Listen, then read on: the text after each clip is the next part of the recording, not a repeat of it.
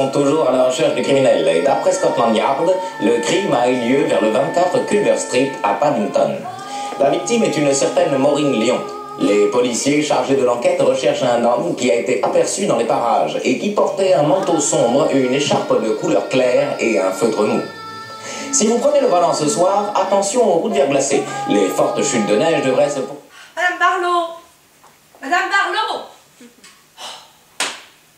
Oh, oh, ce qui fait froid ici! Oh, flûte! Flûte, flûte! Oh!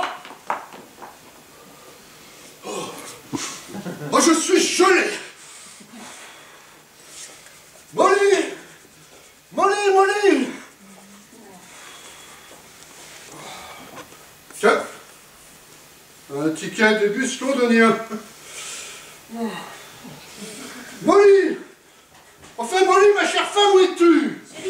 Chérie. Oh, en train de faire ton travail, espèce de brute. Là, je m'occupe de tout. Est-ce qu'il faut remettre du bois dans le poêle? Ah non, je l'ai déjà fait, non. Ah. Bonsoir. Bonsoir, mon ange. Mais tu as le nez froid. Ah bah, je viens juste de Tu veux rentrer. rentrer? Mais enfin, d'où viens-tu? Tu es quand même pas sorti par ce temps. Mais j'ai dû aller au village pour acheter des choses que j'avais oubliées. Au fait, dis-moi, tu as trouvé le grillage pour le poulailler? Non. Non, j'ai rien trouvé qui convienne. Ah, je me suis rendu dans plusieurs quincailleries, il n'y avait rien de bien non plus. Oh, je suis gelé. En plus, la voiture n'a pas arrêté de déraper avec cette neige. Les routes sont complètement bloquées. Je te parie que demain... Oh là. Ça, c'est hiver 1950, on s'en souviendra. Oh, oui. Oh, pourvu que les tuyaux ne gênent pas.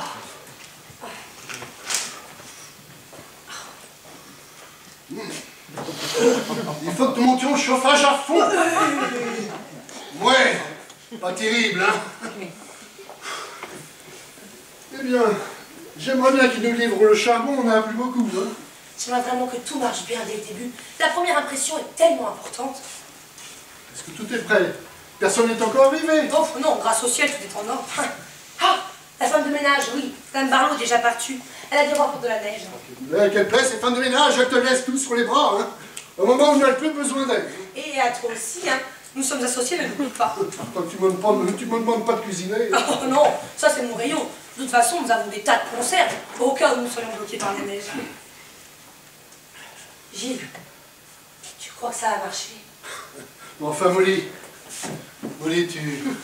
tu regrettes maintenant de ne pas avoir vendu la maison que tu as héritée de ta tante et d'avoir cette idée folle de la transformer en pension de famille? Oh non, je suis ravie de garder cette maison. Oh non, va recharger la chaudière, dépêche-toi. Quelqu'un a parlé d'une minute à l'autre. Est-ce que tu as pu faire l'attribution des chambres aux clients qui ont répondu à l'annonce? Oui. Madame Boyle, la chambre sur le devant, avec le lit à baldaquin. Le Major Metcalf, la chambre bleue. Miss Caswell, la chambre ouest. Et Monsieur Vren, la chambre en chêne. Ben, je me demande de quoi tous ces gens auront l'air, hein. On aurait dû leur demander de payer d'avance. Ça ne se fait pas. De toute façon, ils auront des bagages. Et puis s'ils ne paient pas, nous gardons les bagages, voilà, c'est aussi simple. Je ne peux m'empêcher de penser qu'on aurait dû prendre des cours de gestion hôtelière, par correspondance du moins.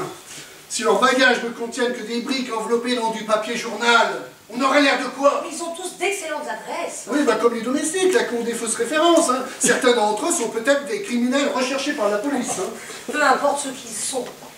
Du moment qu'ils nous payent nos 7 dîners chaque semaine. Oh, quelle merveilleuse femme d'affaires tu es, Molly. Oh.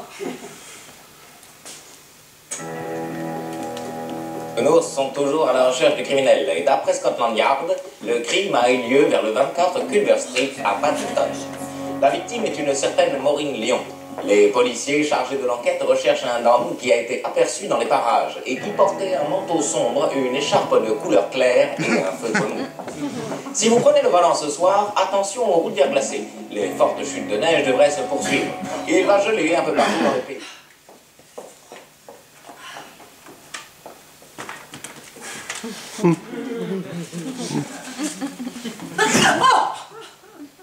Bonsoir, madame. Oh, ce temps est tout bonnement affreux. Mon taxi a renoncé à monter jusqu'à votre grille. Pas question pour lui de monter jusqu'ici. Décidément, les taxis ici n'ont pas le goût du sport. Hein.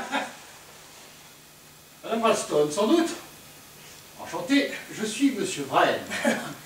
Enchanté.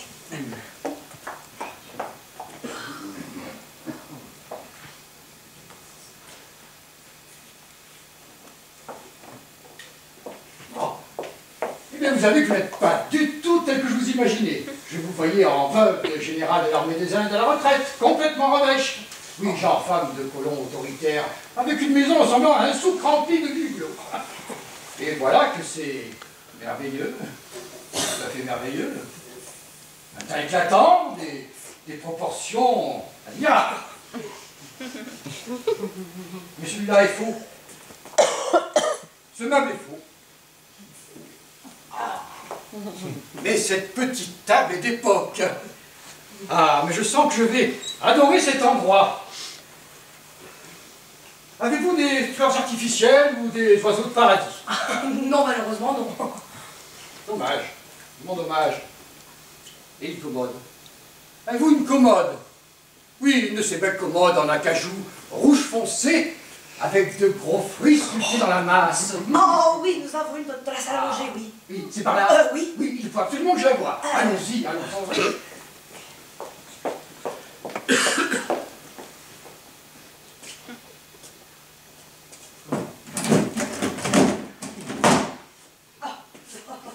Venez.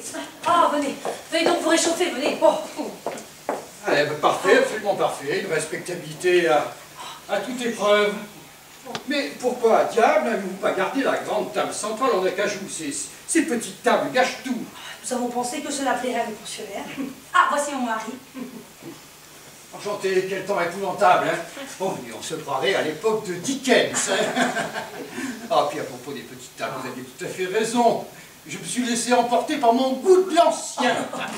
Je monte les bagages, tu as bien dit la chambre en chêne? Oui, oui. Ah, mais j'espère qu'elle a un lit à baldaquin, avec du chintz et des petites roses. Momento.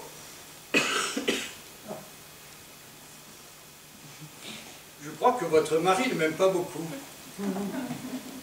Vous êtes marié depuis longtemps? Est-ce que vous vous aimez vraiment beaucoup?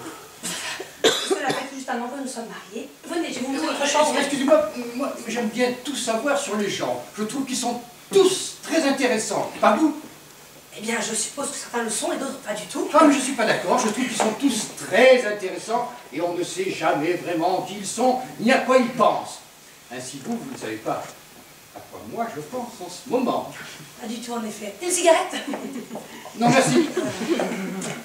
Vous savez, les seules personnes qui connaissent vraiment les gens, ce sont les artistes. Hein? Ainsi, si c'est un peintre, eh bien, cela ressort sur la toile. Vous voyez? Si c'est un musicien... Oh, êtes-vous peintre alors? Eh ben non, architecte. Mes parents m'ont appelé Christopher dans l'espoir que je devienne architecte. Oui, comme Christopher Wren, l'architecte de la cathédrale Saint-Paul à Londres.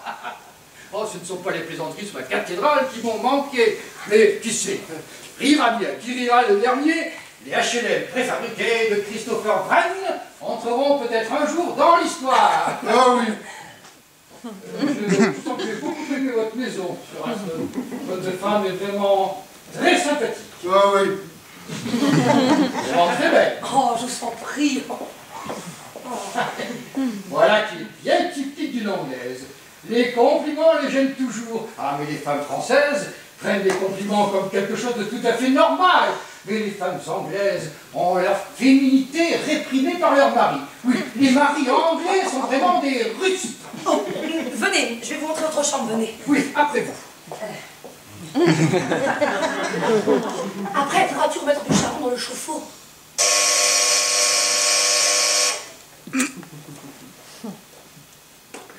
Je suis bien Monsoil, madame. Oui, oui, oui. Je suis madame Boyle. Helena Jane Boyle, épouse du regretté David D. Boyle. Je suis Gilles Weston. Entrez vite, vous devez chauffer. Quel temps épouvantable, n'est-ce pas? Vous n'avez pas d'autres valises? Oh, un certain major Metcalf, c'est ça, s'en occupe. Eh bien, je vais voir s'il arrive. Ah, le taxi n'a pas voulu se risquer à remonter l'allée, il s'est arrêté à la grille. Nous avons dû prendre le même taxi à la gare. Taxi que nous avons eu bien du mal à avoir, d'ailleurs. Apparemment, personne n'est venu nous chercher. Je suis navré, Madame Boyle, mais nous ne savions pas par quel train vous alliez arriver. Nous l'aurions su bien entendu, nous aurions fait en sorte, et le nécessaire... Il fallait envoyer quelqu'un à chaque train. C'est ça, le style. Permettez-moi.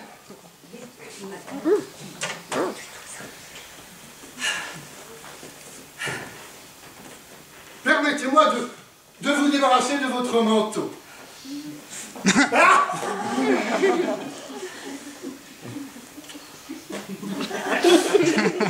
Ma femme arrive dans un instant. Je vais à l'encontre de mes jeunes CAF pour l'aider à porter les valises.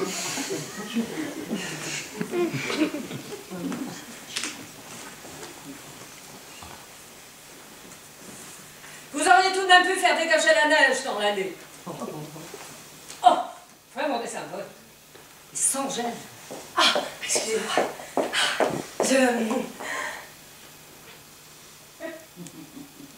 Madame Ralston. Oui. Vous êtes bien jeune. Jeune?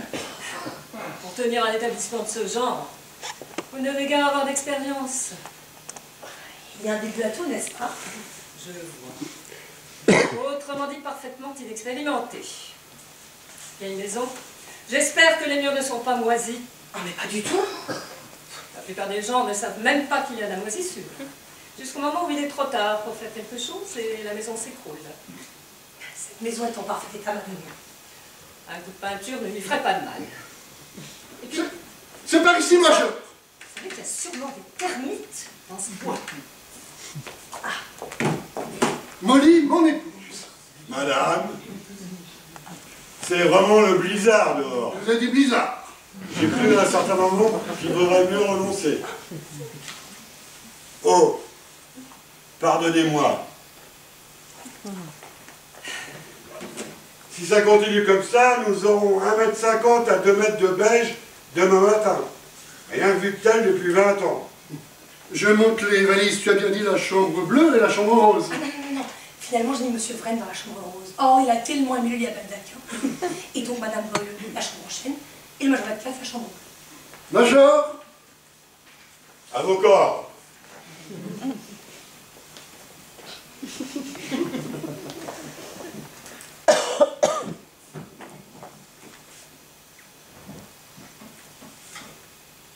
Vous avez beaucoup de mal à trouver du personnel par ici. Oh, nous avons une excellente femme de ménage qui habite au village. Un personnel à demeure. Non, justement Harry et moi. Je vois. J'ai pourtant cru comprendre qu'il s'agissait d'une pension de famille qui marchait bien. Nous venons juste d'ouvrir. J'aurais cru qu'il était indispensable de disposer du personnel minimum avant d'ouvrir ce genre d'établissement. Votre publicité est extrêmement trompée. Puis-je vous demander si je suis la seule pensionnaire? Je veux dire, avec le major Metcalf. Oh non, d'autres vont arriver. Puis ce temps, là, ce blizzard, tout ça est très fâcheux. Mais enfin, nous ne pouvons pas prévoir le temps qu'il ferait. Ah, ma Juliette, écoute, le vent vient-il du nord? S'il vient, c'est la tempête, la neige tombera. Et le rouge rossignol, voulant en chanter encore, va-t-il fuir loin d'ici? Que va-t-il devenir? Ah, j'adore Shakespeare, pas vous? Permettez-moi de vous présenter Monsieur Vren, Oh, pardon. Madame Boyle. Enchantée. Cette maison est vraiment superbe, vous n'êtes pas de mon avis. Je suis arrivée à un moment de mon existence où le confort d'une maison est plus important que son aspect.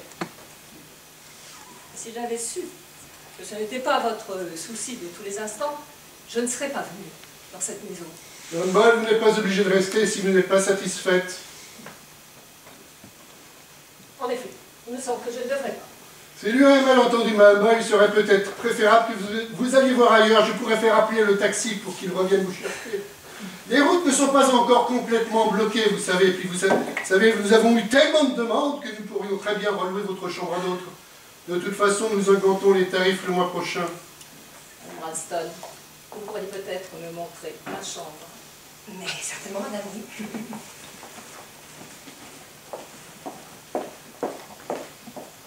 Tu as été magnifique, chérie. Magnifique. Bien, pas de bol, hein. Madame Boyle est une femme vraiment horrible. J'aurais été tellement heureux qu'elle soit jetée dehors dans la neige. Ça serait bien fait pour elle. C'est un plaisir auquel vous allez devoir renoncer. Oh ciel, encore un. Oh, Oh, ma moto est coincée à 800 mètres sur la route. Tiens, je me suis planté dans une congère. Donnez-moi votre bagage. Vous n'avez pas d'autre bagage? Non, je voyage toujours avec un bagage léger. Ma femme arrive dans un instant. Monsieur Brent, mademoiselle. Well. Eh bien, vous savez, rien de presse. J'ai l'impression qu'on va être bloqué par la neige, d'ailleurs. La météo annonce de fortes chutes de neige. Alors, je vais vous le dire, et ben voilà. Les automobilistes doivent faire attention, etc., etc.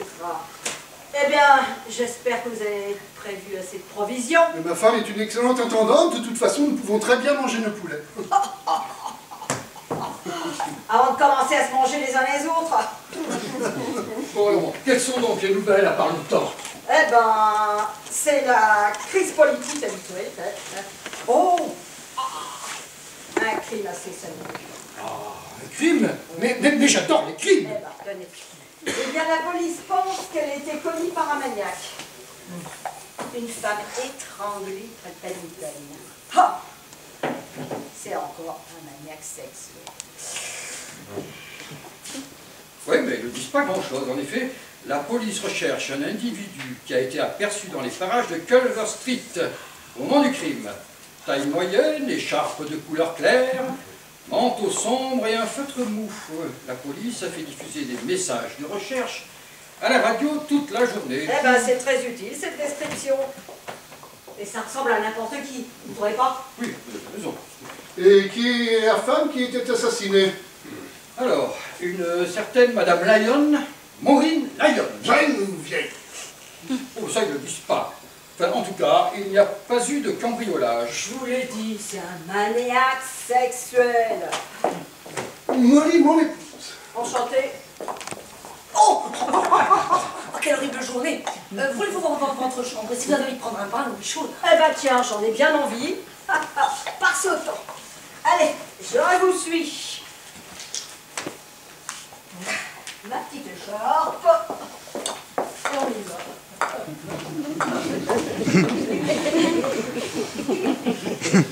C'est nous, les descendants del régiment d'Afrique, chasseurs, les spies, les goumiers, gardiens, les défenseurs d'empire magnifique, sous leur lancée, feu fauchant, sans répit, leur fer sourcier. Ah, Major Metcalf est fort sympathique. Il sera facile à contenter. C'est Madame Boyd qui me refroidit. Oh, il faut absolument que le dîner soit réussi. Ah tiens, je pensais ouvrir une boîte de bœuf haché avec de la menthe, une boîte de petits pois, faire de la purée de pommes de terre et en dessert, compote de figues avec de la crème renversée. Tu crois que ça ira? Oui, je crois bien que ça ira, oui. Mais enfin, je trouve pas ça non plus très original. Hein. Ah oui, mais là, je peux vous aider. Ah, mais j'adore cuisiner. Et pourquoi pas une omelette? Vous avez des œufs. Ah oui, oui, nous avons quantité d'œufs. Nous élevons de nombreuses volailles. Bon, elles ne pondent pas aussi bien qu'elles le devraient, mais nous avons un bon stock d'œufs, oui. Bon. Et du vin ordinaire, n'importe quelle bouteille. Bon, on pourrait la mélanger avec le bœuf et ça lui donnerait un petit côté français du meilleur goût. Allez, montrez-moi ce que vous avez et où se trouve la cuisine et je vais vous aider. C'est par là. Allez, allons-y. Là, allez.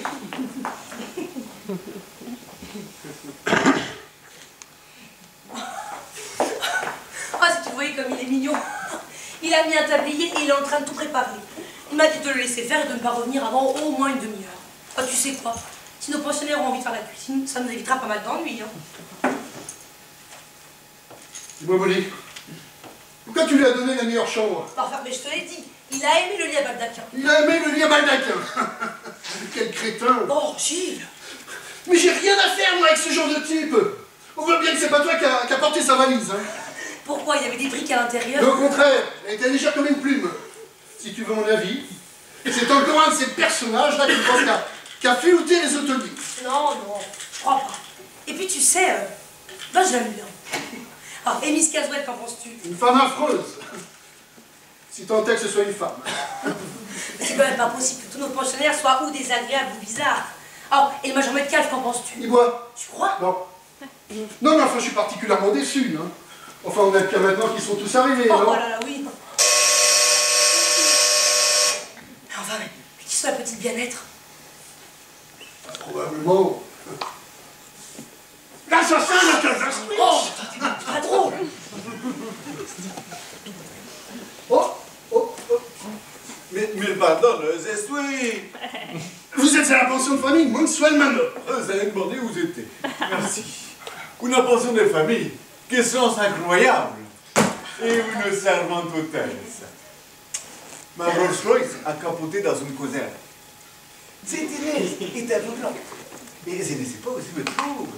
Et j'ai cru mourir d'effroi lorsque j'aperçois devant mon habitation. Je suis sauvé, me disent. 2 fois, je suis tombé dans la neige en remontant votre allée. Et enfin, me voilà. Le désespoir se transforme en joie. Auriez-vous une ensemble pour moi? Oui. Oui, oui, il y a Madame Boyle, le Major Metcalf, Miss Caswell, un certain Christophe Orren, et puis vous. Oui. L'autre qui personne n'attendait. Et l'autre qui vous n'avez pas invité. L'autre qui vient d'arriver, venu de nulle part, émergeant de la tempête. Voilà qui est une résonance tout à fait dramatique, vous ne trouvez pas? Qui suis-je? D'où viens-je? Je suis l'homme du mystère. Eh bien, et maintenant, je vais vous dire ceci. J'essaie de débrosser le tableau. À partir de ce moment, il n'y aura plus de nouvelles arrivées. Et plus de départs non plus. D'ici demain. Et du reste, peut-être c'est déjà fait. Nous serons coupés de la civilisation. Plus des boussers, des boulangers, des laitiers, des journaux, des facteurs. Et plus des Iroises non plus. Personne!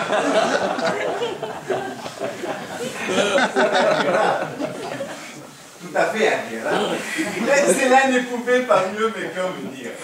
Au fait, je m'appelle Paravicini. Ah, oui, oui. Eh ben, nous, c'est les Raston. Monsieur et Madame Raston. Et ça, vous m'avez dit, c'est la pension de famille Maxwell Manor. Très bien. Pension de famille Maxwell Manor, parfait. Parfait.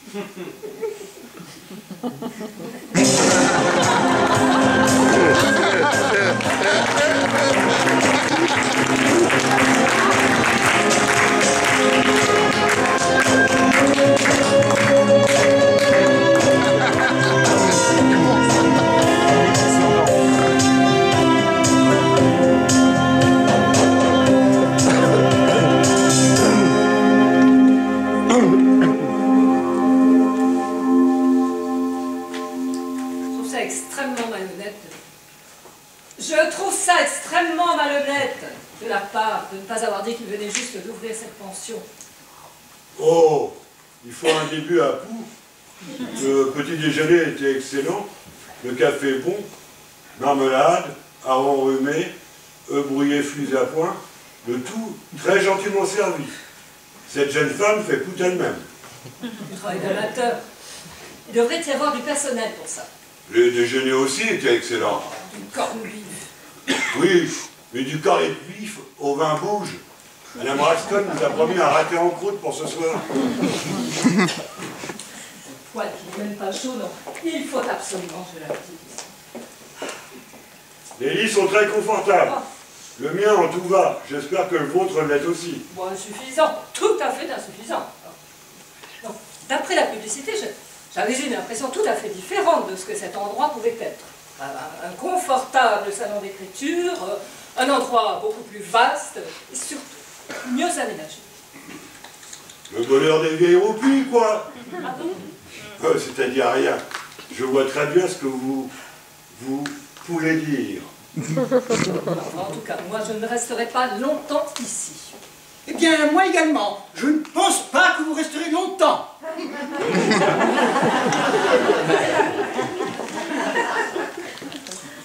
Cet homme-là, vraiment étrange, non? Un fou que ça ne m'étonnerait pas. Il s'est peut-être échappé d'un asile d'aliénés. Ouais, qui sait? J'en serais pas surprise. Gilles, Oui, va dégager la neige près de la porte de derrière. j'y vais. Je vais lui donner un coup de pain. Il faut que je freine de l'exercice.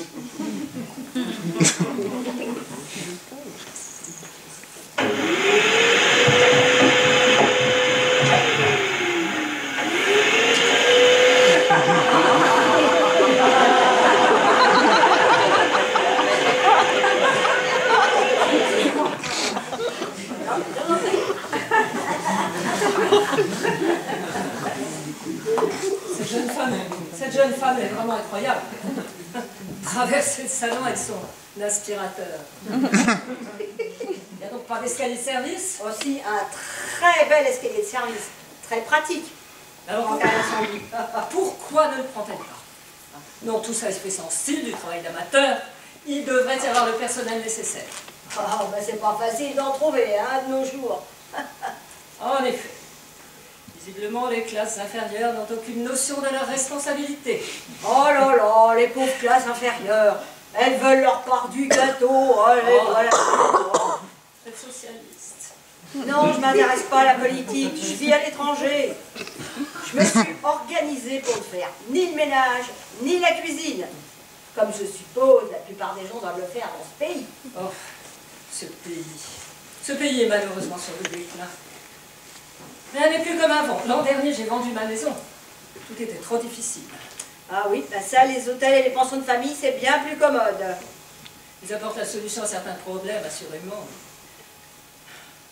Vous êtes en Angleterre pour combien de temps? Ça dépend, j'ai des affaires à régler. Puis quand j'aurai fini, bah, je repartirai. En France? Non, En Italie? non.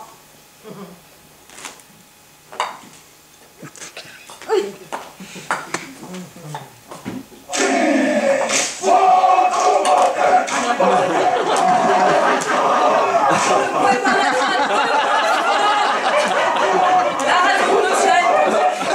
Ah oui. Ah voilà, spécial. C'est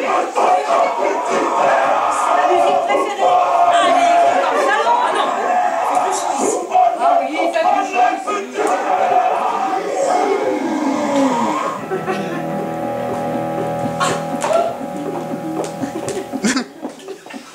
Les garces. Vous voulez baisser la radio?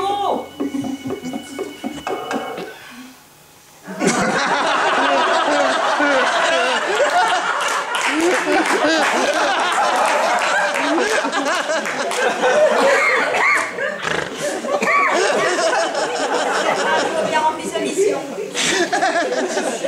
Tactique, mon cher. Oh, oh, vous parlez de Madame Boyle.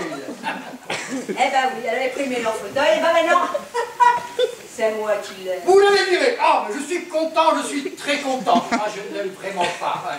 Nous devrions inventer des choses pour l'embêter. J'aimerais tellement qu'elle s'en aille d'ici. Oh. Ah, vous savez, par ce temps, bah, c'est pas très facile, hein.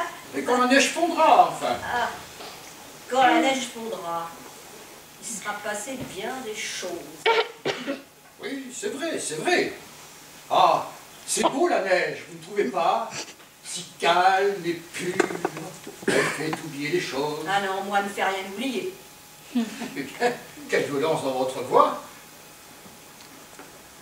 Ben, j'étais en train de penser Enfin, quoi pensiez-vous? à de la glace dans un broc, des enjures, la peau écorchée qui saigne, une mince couverture en lambeaux, un enfant qui tremble de peur et de froid. Ma chère, mais c'est lugubre, vraiment trop lugubre. Qu'est-ce que c'est? Ah oui, le début d'une nouvelle. Vous saviez pas, j'étais écrivain. Oh, mais vous êtes écrivain. Mais j'adore les écrivains, vous savez. Eh ben, désolé de vous laisser voir, je ne suis pas en ce moment.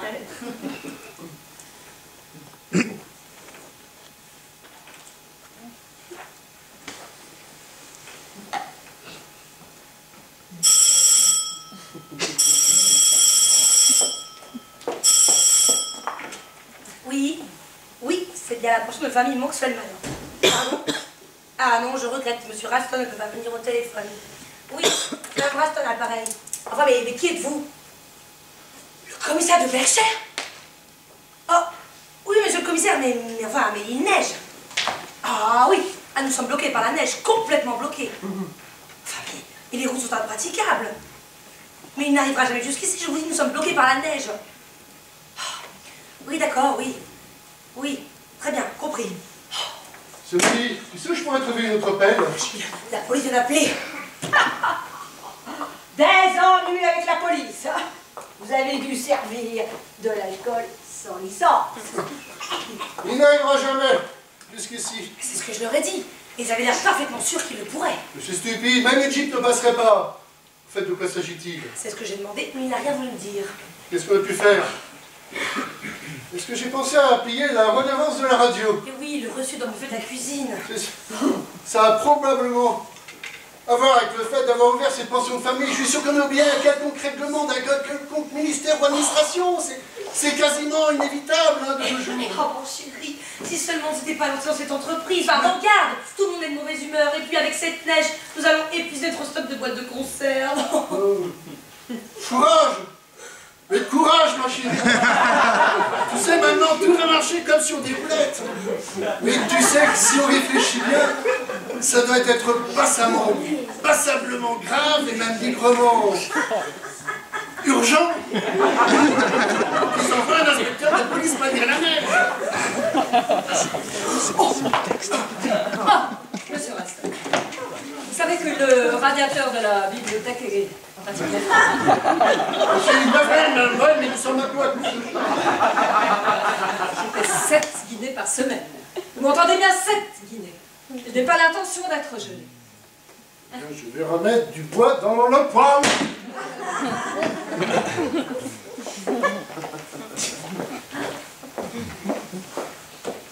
Madame Raston!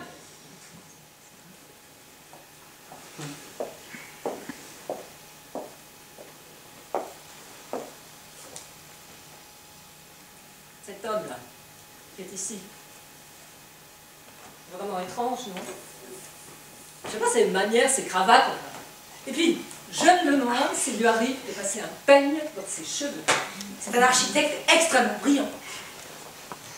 Chère petite madame, je sais tout de même qui écrit ce favori. Bien sûr que c'est un architecte.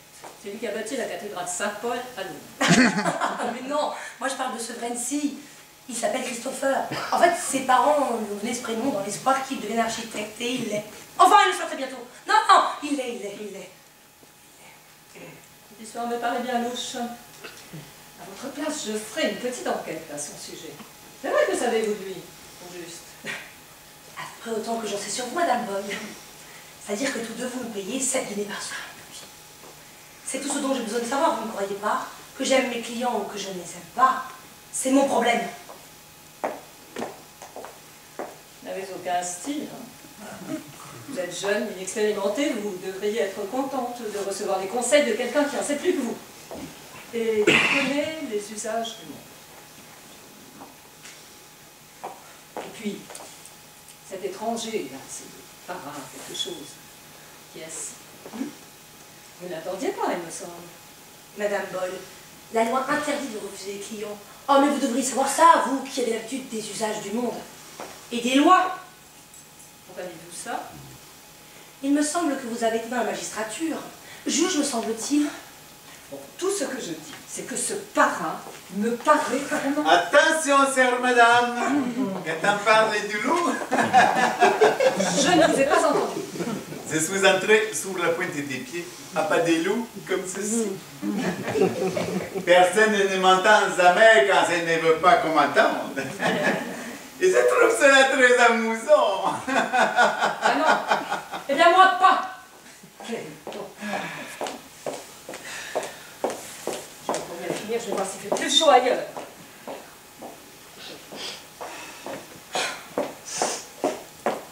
Un serment tout ça a l'air contrarié. Qu'y a-t-il, sœur madame? Tout est compliqué ce matin, puis à cause de la neige.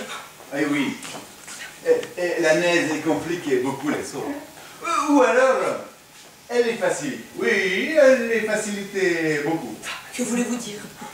Je veux dire, il y a beaucoup de choses que vous ne savez pas. Pour commencer, je pense que vous ne savez guère comment on gère une pension des familles. Ah oui, c'est fort probable. Mais bon, nous sommes bien décidés à ce que ça marche. Bravo, bravo. Et puis, je ne suis pas si mauvaise cuisinière. Vous êtes une cuisinière absolument délicieuse. Permettez-moi une petite mise en garde. Vous ne devriez pas, votre mariez-vous, faire trop confiance aux gens. Est-ce que vous avez des références sur tous vos pensionnaires? Est-ce que c'est l'usage? Je pensais que les gens, eh bien, que les gens venaient, tout simplement. Il est préférable d'avoir quelques renseignements sur les personnes qui dorment sous votre toit. Tenez, moi par exemple. Je débarque en vous disant que ma voiture est coincée dans une conserve. Et que savez-vous de moi? Rien du tout. Et je suis peut-être une voleur. Peut-être une cambrioleur. Peut-être une dangereux repris de justice. Peut-être un fou. Et peut-être même une assassine. Vous voyez? Et probablement vous en savez aussi peu sur tous vos autres pensionnaires. En ce qui concerne Madame Boyle, là, je peux vous dire que c'est... Au salon qu'on s'y assoit, je vais écrire mon courrier ici. Permettez-moi d'attiser les feux pour vous, chère madame. Madame Ralston! Madame Ralston! Oui. Votre mari est par ici? J'ai bien peur que les tuyaux des toilettes du bas soient belés. Ah, mais quelle horrible journée! D'abord la police! Et maintenant les tuyaux. Vous avez dit la relice? Oui, dès l'appel instant pour dire qu'ils envoyaient un inspecteur ici, mais bon, ça faudrait qu'il y arrive. Oh, ce fichu bois! Il y a quelque chose qui ne va pas. Je viens d'apprendre que la relice est en route pour venir ici. Pourquoi? Personne n'arrivera jusqu'ici aujourd'hui, les routes sont complètement bloquées, il y a des congires d'1,50 m. Personne n'arrivera jusqu'ici aujourd'hui, c'est fini. Excusez-moi, monsieur Ravicini, je dois déposer ces bûches. Je peux entrer? Je peux entrer? Oui. Vous êtes bien, monsieur Ralston? Oui. Je suis l'inspecteur Trotter. Je peux entrer? Oui, mais nous allons quand même déposer vos skis sous l'escalier. Merci, monsieur.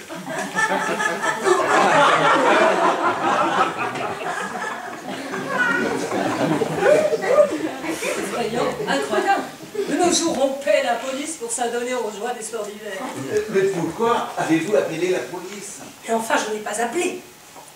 Madame Ralston! Oui, Puis-je me vervir du cellophane? mais ça certainement.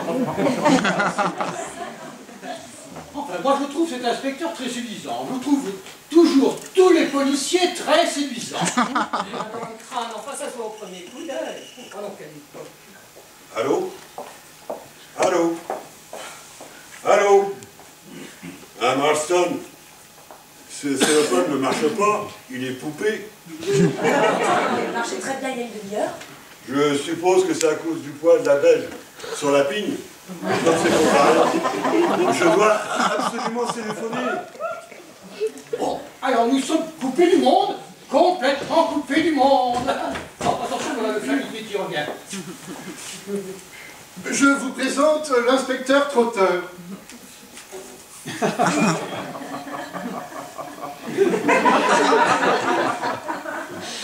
Bonsoir. Vous ne pouvez pas être inspecteur. Vous êtes trop vieux. Il esquive dans la police. Je ne suis pas aussi vieux que j'en ai l'air, madame. Bien, venons-en au fait. Monsieur Ralston, madame Ralston, je peux m'asseoir. Bien entendu. Merci.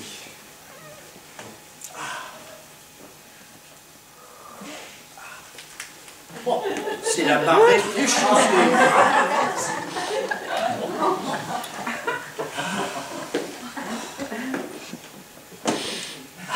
Bon, dépêchez-vous et dites-nous ce qu'il y a. Qu'avons-nous fait? Fait? Oh, mais ce n'est pas du tout ce que vous croyez, madame Ralston.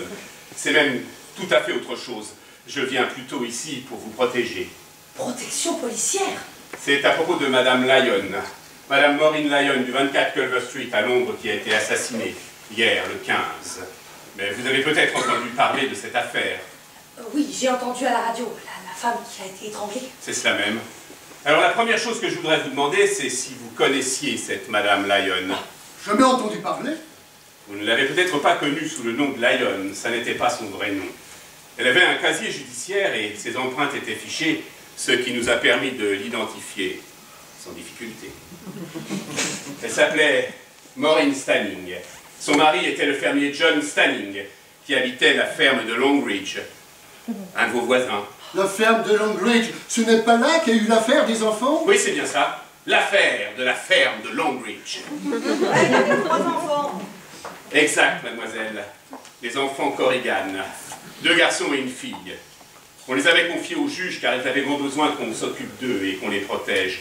On leur avait trouvé un foyer d'accueil chez monsieur et madame Stanning à la ferme de Longridge. Par la suite, un des enfants est mort. Des suites des mauvais traitements infligés par les Stanning et de l'abandon criminel dans lequel il avait été laissé. Cette affaire a fait grand bruit à l'époque. C'est horrible. Les Stanning ont été condamnés à de lourdes peines de prison. Lui est mort pendant sa détention. Elle a purgé sa peine et est sortie normalement. Hier, comme je vous l'ai dit, elle a été assassinée. On l'a retrouvée étranglée au 24 Culver Street. Et qui a fait ça? J'y viens, Madame Ralston. Sur les lieux du crime, on a trouvé un agenda. Dans cet agenda, 2 adresses étaient notées. L'une était le 24 Culver Street et l'autre, Monkswell Manor. Comment? Ben oui, Monkswell Manor. C'est pour ça que, lorsqu'il a reçu l'information de Scotland Yard, le commissaire Ogden a estimé qu'il fallait absolument que je vienne ici savoir si vous étiez au courant d'un lien quelconque entre cette demeure, une personne qui s'y trouve, et l'affaire de la ferme de Longridge. Absolument rien, ce ne peut être qu'une coïncidence. Pour le commissaire Ogden, ça n'est pas une coïncidence. D'ailleurs, il serait venu lui-même si les conditions météorologiques avaient été plus favorables. Mais avec ce temps, et comme je sais skier.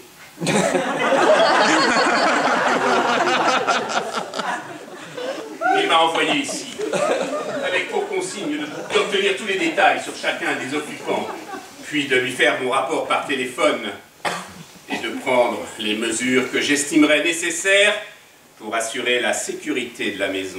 La sécurité de la maison, mais de quel danger sommes exposés? Notre commissaire va pas nous dire qu'il va se commettre un crime ici. Pour dire les choses franchement, oui, c'est ce qu'il pense. Mais c'est complètement fou! Oui, et c'est parce que c'est fou que c'est dangereux.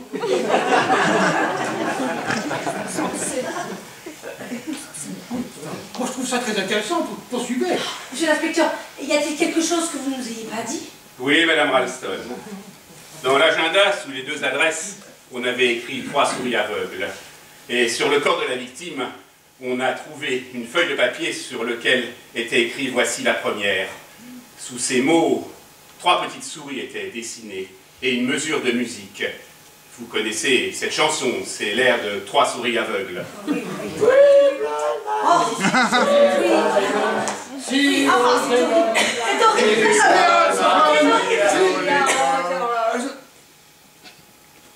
Il y avait 3 enfants et l'un d'eux est mort, dites-vous. Oui, le plus jeune, un garçon de 11 ans. Et que sont devenus les 2 autres? La fillette a été adoptée par quelqu'un, mais nous n'avons pas encore réussi à retrouver sa trace.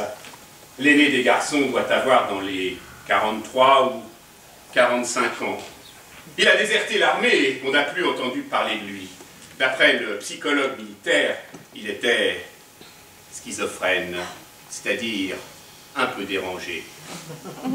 Et on pense que c'est lui qui a tué Madame Lyon, enfin Madame Stanning. Peut-être. Qu'il serait atteint de folie homicide et qu'il viendrait ici pour essayer de tuer quelqu'un. Mais pourquoi? C'est ce que je vais essayer de découvrir. Avec votre aide, Madame Ralston. Donc vous dites, monsieur, que vous-même n'avez jamais eu le moindre rapport avec l'affaire de la ferme de Longridge. Aucun. Et vous, madame? Ah non, aucun rapport, non. Et les domestiques? Oh, nous n'avons pas de domestique. Vous permettez que j'aille à la cuisine. Vous m'y trouverez si vous avez besoin de moi. Pas de problème, Madame Ralston. Bien. Puis-je avoir vos noms à tous, s'il vous plaît? C'est ridicule. C'est séjournons dans une sorte d'hôtel, n'est-ce pas? Nous ne sommes arrivés que depuis hier et nous n'avons rien à voir avec cette affaire. Et pourtant, vous aviez bien prévu de venir ici. Vous aviez tous réservé vos chambres. Naturellement. Enfin, sauf monsieur. Paravicini, ma voiture a capoté dans une causette. Je vois là où je veux en venir. C'est que quelqu'un vous ayant surveillé peut très bien savoir que vous êtes venu ici. Bon, maintenant il y a une chose que je veux savoir et je veux la savoir très vite. Quel est celui ou celle d'entre vous qui a le moindre rapport avec l'affaire de la ferme de Longridge? Merci. Mais enfin, vous n'êtes pas raisonnable, vous savez, l'un de vous est en danger de mort. Mais enfin, il faut que je sache de qui il s'agit pour pouvoir le sauver.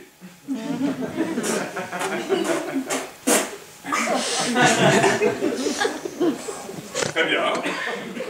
Je vais tous vous interroger un par un. Bien. Vous d'abord, monsieur, puisqu'il semblerait que vous êtes arrivé ici plus ou moins par hasard, monsieur Parasoir. Paravicini. Mais vous, monsieur l'inspecteur, je suis étranger. Et je ne suis pas au courant de ces histoires qui se sont passées ici autrefois. Bien. Et vous, madame? Boyle, Madame Boyle, Helena Jane Boyle. Je trouve ça d'une impertinence, vraiment. Pourquoi diable est-ce que moi, j'aurais quelque chose à voir avec une si... Enfin, avec cette pénible affaire? Intolérable. Eh bien, Miss. Caswell, Leslie Caswell. Je n'ai jamais entendu parler de la ferme de Longridge. Et je sais rien de cette affaire. Et vous, là? Hein? Metcalf, Major Metcalf. J'ai vu des choses sur cette affaire dans les fourneaux de l'époque. À ce moment-là, j'étais en garniture à Édimbourg. Mais personnellement, je ne sais rien. Eh bien, et vous? Christopher Wren, écoutez, j'étais encore un tout jeune homme à l'époque et je ne me souviens même pas d'en avoir entendu parler. Et c'est tout ce que vous avez à me dire, les uns et les autres. Eh bien, si l'un d'entre vous se fait assassiner, vous ne pourrez vous en prendre qu'à vous-même. Bien, monsieur Ralston, puis-je faire le tour de la maison?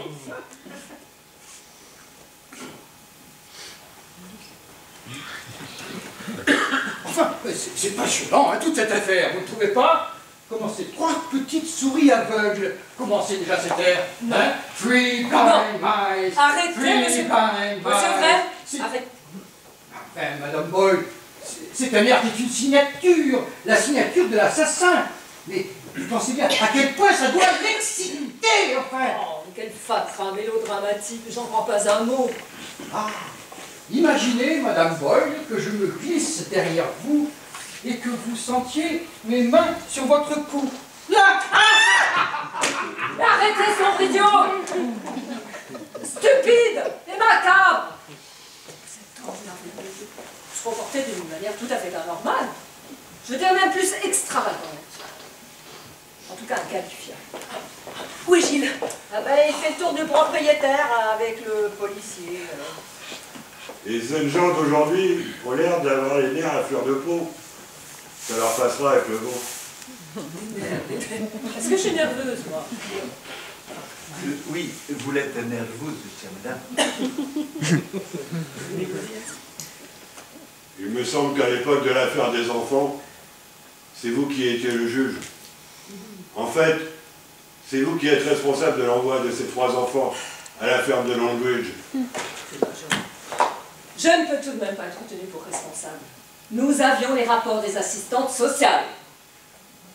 Ces fermiers paraissaient très gentils, tenaient beaucoup à voir ses enfants. Vous paraissez excellent, la vie saine, naturelle, grand air. Des coups, des gifles, de la privation de nourriture, et un couple foncièrement pervers. Comment pouvais-je savoir? C'est infernal. On essaie de faire son devoir de magistrat et tout ce qu'on récolte, ce sont des insultes. Ah mais oui, j'en étais sûre. C'était bien vous.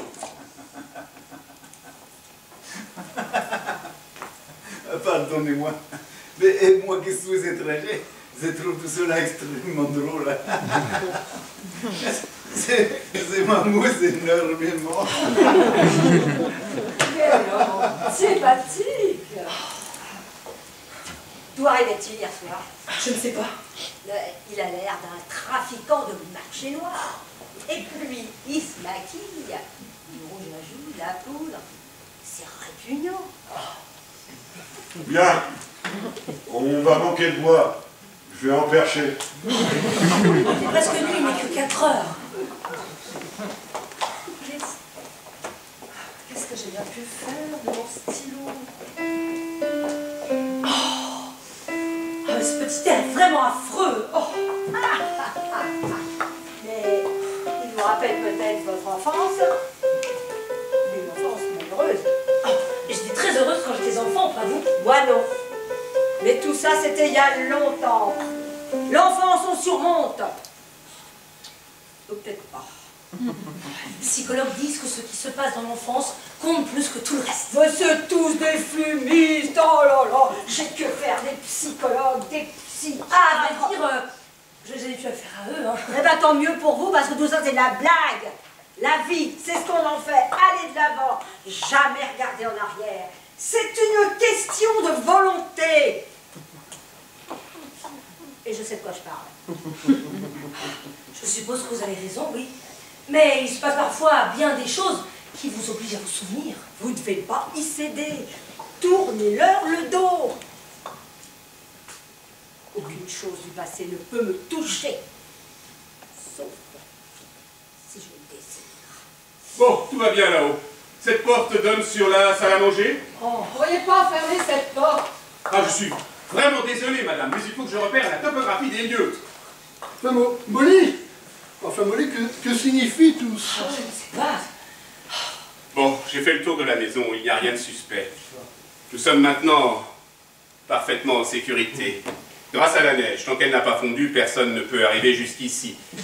Sauf si le meurtrier est déjà dans la maison. Le meurtrier dans la maison? Oui, et pourquoi pas? Tous ces gens sont arrivés hier, quelques heures à peine après la mort de Madame Stanning, largement le temps de venir ici. Enfin, à part M. Paravicini, tout le monde avait réservé d'avance. Oui, et pourquoi pas? Si tous ces meurtres ont été prémédités. Ces meurtres? Mais il n'y a qu'un seul de Culver Street, pourquoi voulez-vous qu'il s'en commettre un autre ici? Ça, j'espère bien l'empêcher. De quoi avait-il l'air cet homme à Londres? En avez-vous une description précise? Taille moyenne, corpulence indéterminée, vêtements de couleur sombre, visage masqué par un cache-nez clair. Le suspect parlait d'une voix étouffée.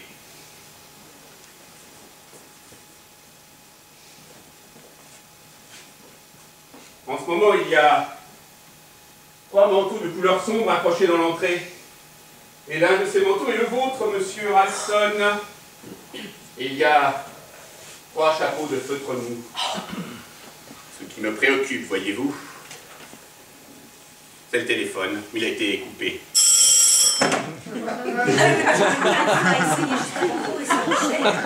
Je suppose que la ligne s'est affaissée sous le poids de la neige. J'ai des légumes à préparer, je vais à la cuisine. Ralston, y a-t-il un autre poste? Oui, dans notre chambre. Voulez-vous aller vérifier s'il fonctionne?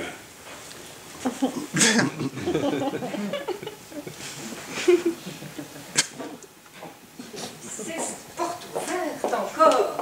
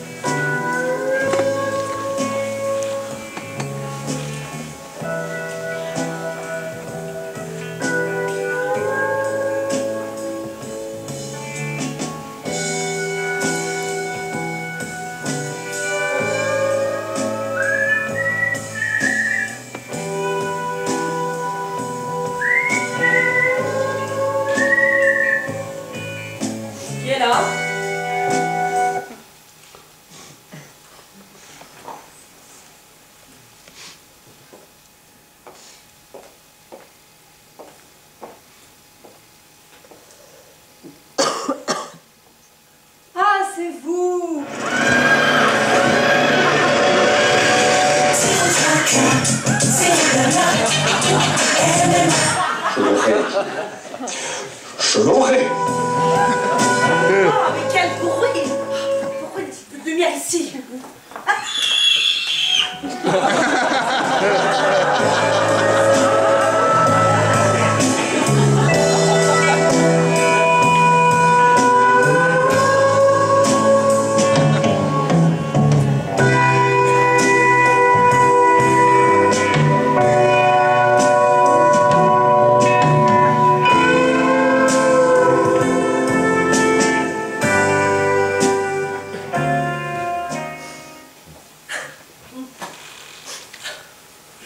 Madame Ralston.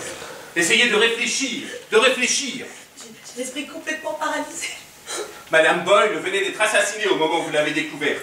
Êtes-vous certaine de n'avoir rien vu ou entendu? Non, je ne crois pas. Enfin, la radio hurlait. Impossible d'entendre quoi que ce soit. De toute évidence, c'est ce que le meurtrier voulait.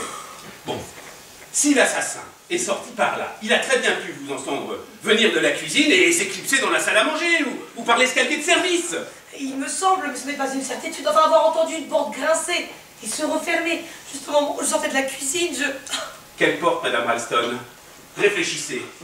Réfléchissez bien. Était-ce en haut, en bas? Tout près de vous? À gauche? À droite? Je ne sais pas! Mais arrêtez de la persécuter! Vous ne voyez donc pas qu'elle est bouleversée par cette mort? J'enquête sur un meurtre, monsieur Ralston. Jusqu'à présent, personne n'a tellement pris la chose au sérieux. À commencer par Madame Boyle. Eh bien, Madame Boyle est morte. Si nous n'allons pas au bout de cette affaire, et très vite, il y aura peut-être un autre crime ici, à cause des 3 petites souris aveugles. Mais c'est une affabulation, il faudrait qu'il y ait un rapport avec la ferme de Longbridge. Il y en a sûrement un. Mais pourquoi un autre crime ici? Parce que dans l'agenda que nous avons trouvé, il n'y avait que 2 adresses. Or, au 24 Culver Street, il n'y avait qu'une victime possible et elle est morte. Mais ici, à Monkswell Manor, le choix est plus vaste. Oh, c'est absurde. Ce serait vraiment une coïncidence, mais improbable, que 2 personnes se trouvent ici par hasard. Et toutes 2 affaires avec la ferme de Longbridge. Bon. Maintenant, je veux savoir très exactement où chacun de vous se trouvait au moment où le crime a été commis. Alors, j'ai la déclaration de Madame Ralston. Elle se trouvait dans la cuisine en train de préparer les légumes. Elle est sortie de la cuisine par le couloir, est arrivée dans l'entrée, puis dans cette pièce. La radio marchait à fond, mais il faisait noir. Vous avez alors allumé la lumière, et c'est là que vous avez vu Madame Boyle et que vous avez crié. Oui, j'ai crié. Ah! Et tout le monde est arrivé. Oui, tout le monde est arrivé ici tout de suite. Tout le monde ici tout de suite. Oui, qu'est-ce qu'il y a?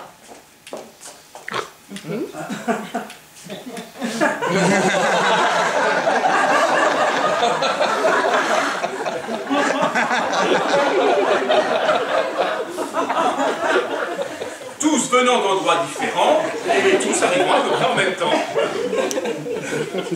Bien, monsieur Ralston, lorsque je suis sorti pour suivre le fil du téléphone, vous êtes monté dans la chambre que vous occupez avec Madame Ralston pour voir si votre poste fonctionnait. Où étiez-vous lorsque votre femme a crié?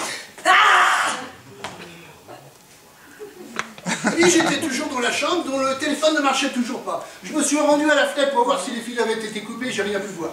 Après avoir refermé la fenêtre, je suis descendu en bas. J'ai entendu les cris de Molly. Je me suis précipité en bas. Ces gestes très simples vous ont pris pas mal de temps, me semble-t-il. Ah non, je ne crois pas, non. Je dirais que vous avez pris tout votre temps. Je réfléchissais à quelque chose. Je vois. Eh bien, monsieur Wren, voulez-vous me dire où vous vous trouviez? Eh bien, oui, j'étais dans la cuisine pour aider Madame Ralston. Oui, j'adore cuisiner. Ensuite, je suis monté dans ma chambre. Pourquoi faire? Mais enfin, il est tout à fait naturel de monter dans sa chambre, vous ne trouvez pas? On a parfois envie d'être seul. Et puis j'avais besoin de m'arranger un peu, de me coiffer, voilà. Vous vouliez vous coiffer. Visiblement, vous ne l'avez pas fait.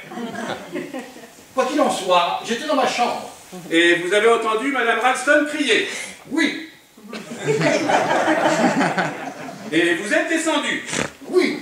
Et vous n'avez pas croisé Monsieur Ralston dans l'escalier, voilà qui est vraiment bizarre. Très bizarre. Mais enfin, dans l'urgence, je suis descendu par l'escalier de service. Voilà. Je vois. Et lorsque vous êtes monté dans votre chambre, est-ce que vous êtes passé par l'escalier de service? Mais oui, par l'escalier de service, oui. Oh, bien. Monsieur Paravicini? Je vous le dis, c'est joué du piano dans les salons. Par là, monsieur l'inspecteur principal. Je ne suis pas inspecteur principal, monsieur Paravicini. Juste inspecteur. Quelqu'un vous a-t-il entendu jouer du piano? Ce n'est pas ce pas. C'est joué du piano d'une seule doigt, comme ça. Vous jouez l'air de 3 souris aveugles? Oui, c'est une petite air facile à retenir. C'est, comment dirais-je, une petite air qui vous poursuit. Mais vous, je trouve horrible. Oui, une trotte dans la tête des gens. Quelqu'un les sifflait également. Le sifflet, tout ça?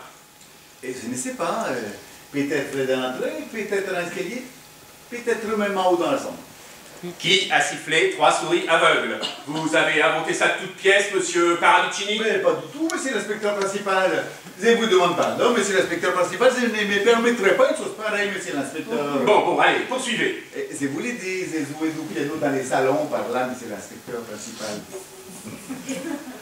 Je ne suis pas inspecteur principal. Juste inspecteur, monsieur Paravicini. Quelqu'un vous a-t-il entendu jouer du piano? Je ne pense pas, j'ai joué très doucement, d'une seule voix. Vous jouiez l'air de 3 souris aveugles?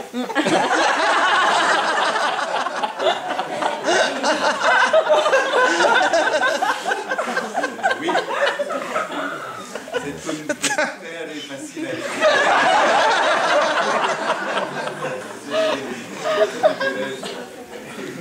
Qui vous poursuit. Horrible. Ah oui, il trotte dans la tête des gens. Il y a les sifflets également. Le sifflet? Où ça? Si vous le dites, peut-être dans l'entrée, peut-être dans l'extérieur. En haut dans la chambre. Qui a sifflé 3 souris aveugles? Vous avez inventé ça de toutes pièces, monsieur Paravicini? Mais pas du tout, monsieur l'inspecteur principal. Je vous demande pardon, monsieur l'inspecteur principal. Je ne me permettrai pas une chose pareille, monsieur l'inspecteur. Bon, allez, poursuivez. Vous étiez en train de jouer du piano? Oui. D'une seule doigt. Tout à coup, j'ai entendu la musique très fort. Et après, j'ai entendu un cri par-dessous. Ça m'a écorché les oreilles. Et après, j'ai entendu crier Madame Rastan.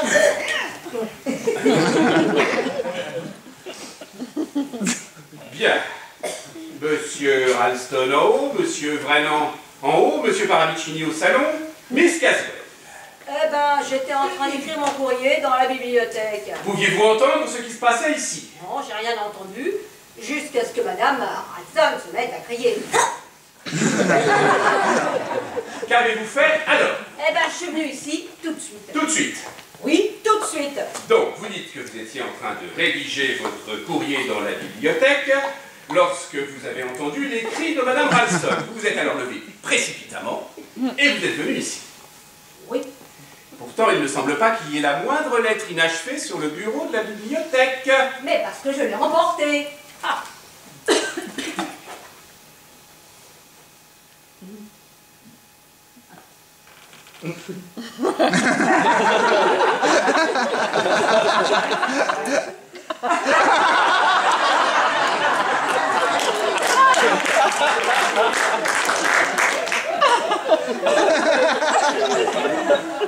Ma très chère Jessie, une parente, une amie proche? Ça vous regarde pas.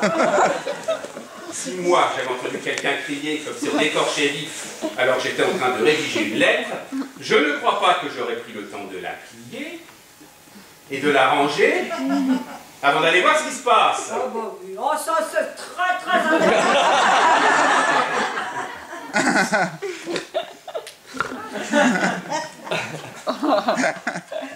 Agent Metcalf, vous dites que vous étiez dans la cave. Pourquoi faire? J'inspectais. Oui, j'inspectais. En fait, Je jetais un bout d'œil dans le débarras qui est sous l'escalier près de la cuisine. Tout un pouilly et du matériel de sport. Et puis j'ai remarqué qu'il y avait une porte sous l'escalier. Je l'ai ouverte et j'ai vu un escalier. Cela a éveillé ma curiosité, je suis descendu. C'est une très belle bave que vous avez là, Madame Ralston. Je suis pas dit qu'elle vous blaise, hein.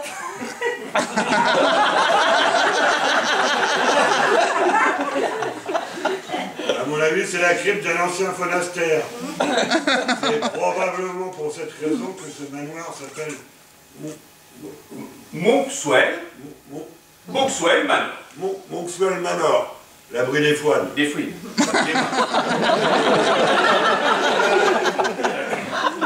Madame Ralston nous a dit avoir entendu une porte se refermer avec un léger grincement. Il se peut que l'assassin, après avoir tué Madame Boyle, ait entendu Madame Ralston venir de la cuisine et qu'il se soit réfugié dans le débarras en refermant la porte sur lui. Il a pu se passer une moule de choses. Enfin, il y aurait des empreintes à l'intérieur du débarras. Les miennes s'y trouvent assurément. Mais la plupart des criminels n'entraînent-ils pas la précaution de porter les dents? Tous les criminels commettent une erreur, tôt ou tard.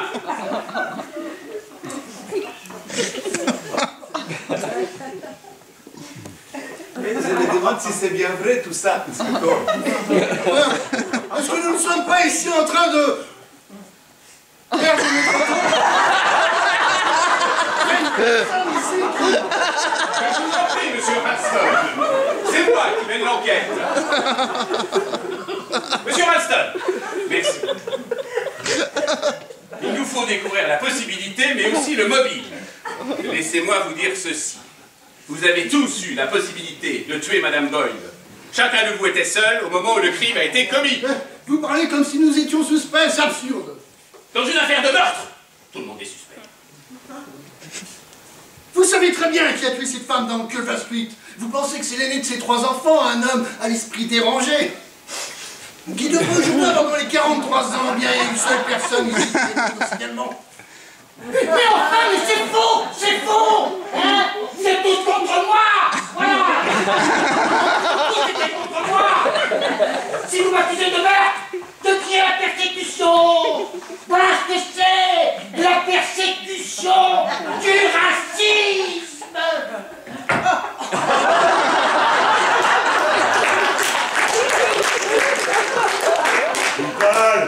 Du calme! Chris! Personne n'est contre vous, Chris. Mais dites-lui que tout va bien. Mais je n'arrête personne. Pour ça, il faut des preuves. Et je n'en ai aucune pour l'instant. Mais tu es folle, Molly! Et vous? Aussi? Mais qu'une seule personne ici qui la connaît également, vous devez l'arrêter par mesure de sécurité!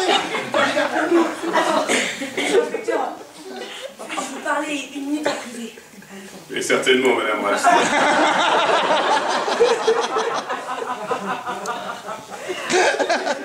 Eh bien, vous autres, allez dans la salle à manger. Merci. Je reste! Je ne sais vraiment pas ce qui te prend.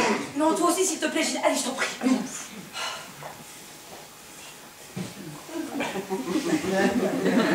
Eh bien, je vous écoute, Madame Ralston. Qu'avez-vous à me dire? Monsieur l'inspecteur, vous pensez que ce tueur fou ne peut être que l'un de ses 3 enfants qui est à la ferme, mais vous ne savez pas si c'est lui. En fait, nous ne savons rien du tout. Ce que nous savons, c'est que la femme qui, avec son mari, a fait subir de mauvais traitements à ses enfants et les a quasiment laissés mourir de faim a été tuée, que la juge responsable du placement des enfants dans cette ferme a été tuée elle aussi, et que le fil du téléphone qui me relie au commissariat de police a été coupé. Mais même ça, vous n'êtes pas sûr. C'est peut-être simplement le poids de la neige. Non, Madame Ralston, la ligne a été coupée délibérément, à l'extérieur de la maison, tout près de la porte d'entrée. J'ai trouvé l'endroit. Oh! Pour le moment, je m'en tiens aux probabilités. Tout va dans le même sens. Instabilité psychique, mentalité puérile, désertion de l'armée et rapport psychiatrique. Oui, je sais, et c'est pourquoi tout semble désigner Christopher. Mais je ne crois pas que ce soit lui. Il doit y avoir d'autres possibilités. Eh bien, lesquelles, par exemple? Eh bien, ces enfants n'avaient-ils aucune famille? La mère était alcoolique. Elle est morte peu après qu'on lui ait retiré les enfants. Et le père? Le père était militaire, basé à l'étranger. S'il est encore en vie, il a été rendu à la vie civile. Ou alors, il est mort. Donc vous ne savez pas où il se trouve actuellement, à cette minute précise.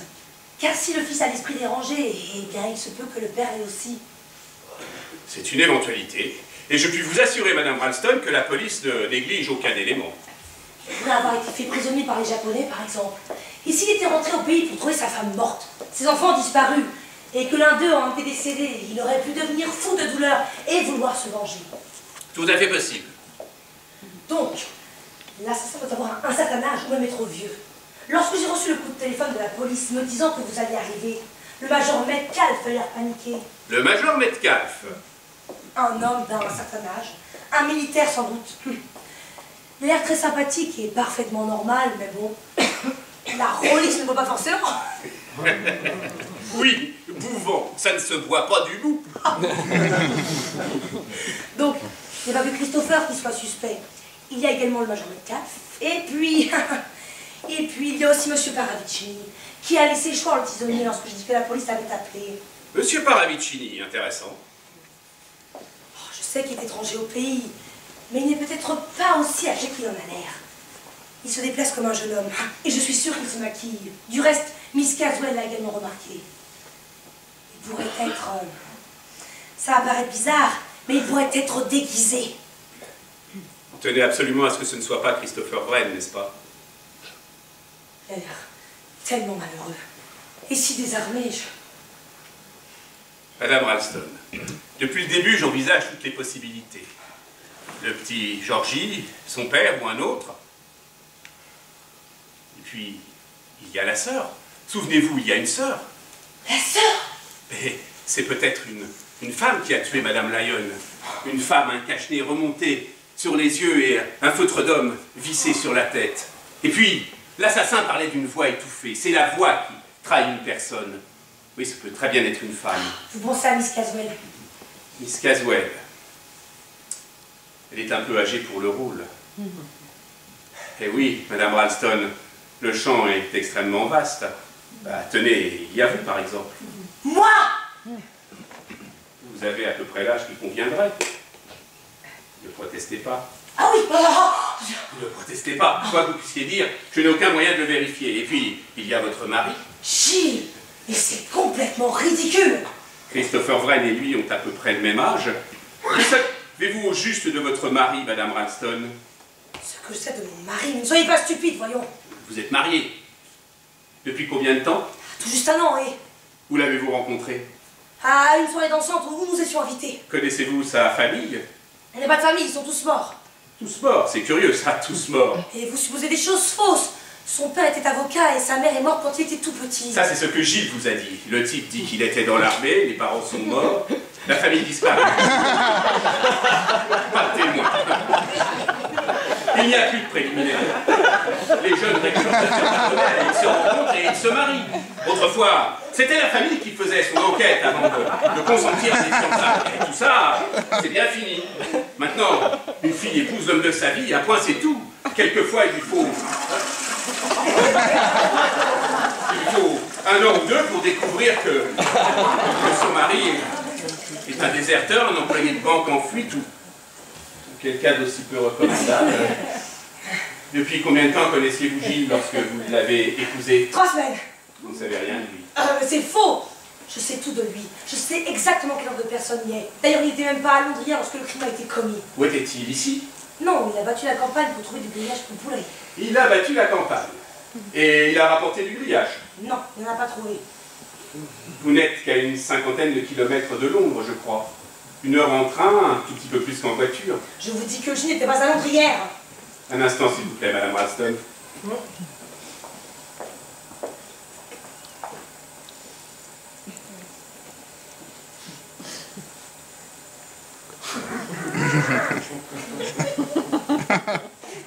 C'est bien la veste de votre mari. Oui. Vous voyez ce que je vois? Le London Evening News, l'édition d'hier après-midi, mise en vente aux environs de 3h30. Je n'en crois rien. Vraiment?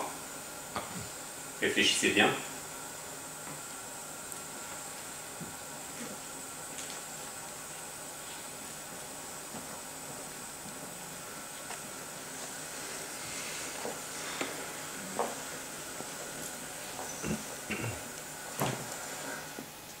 Molly.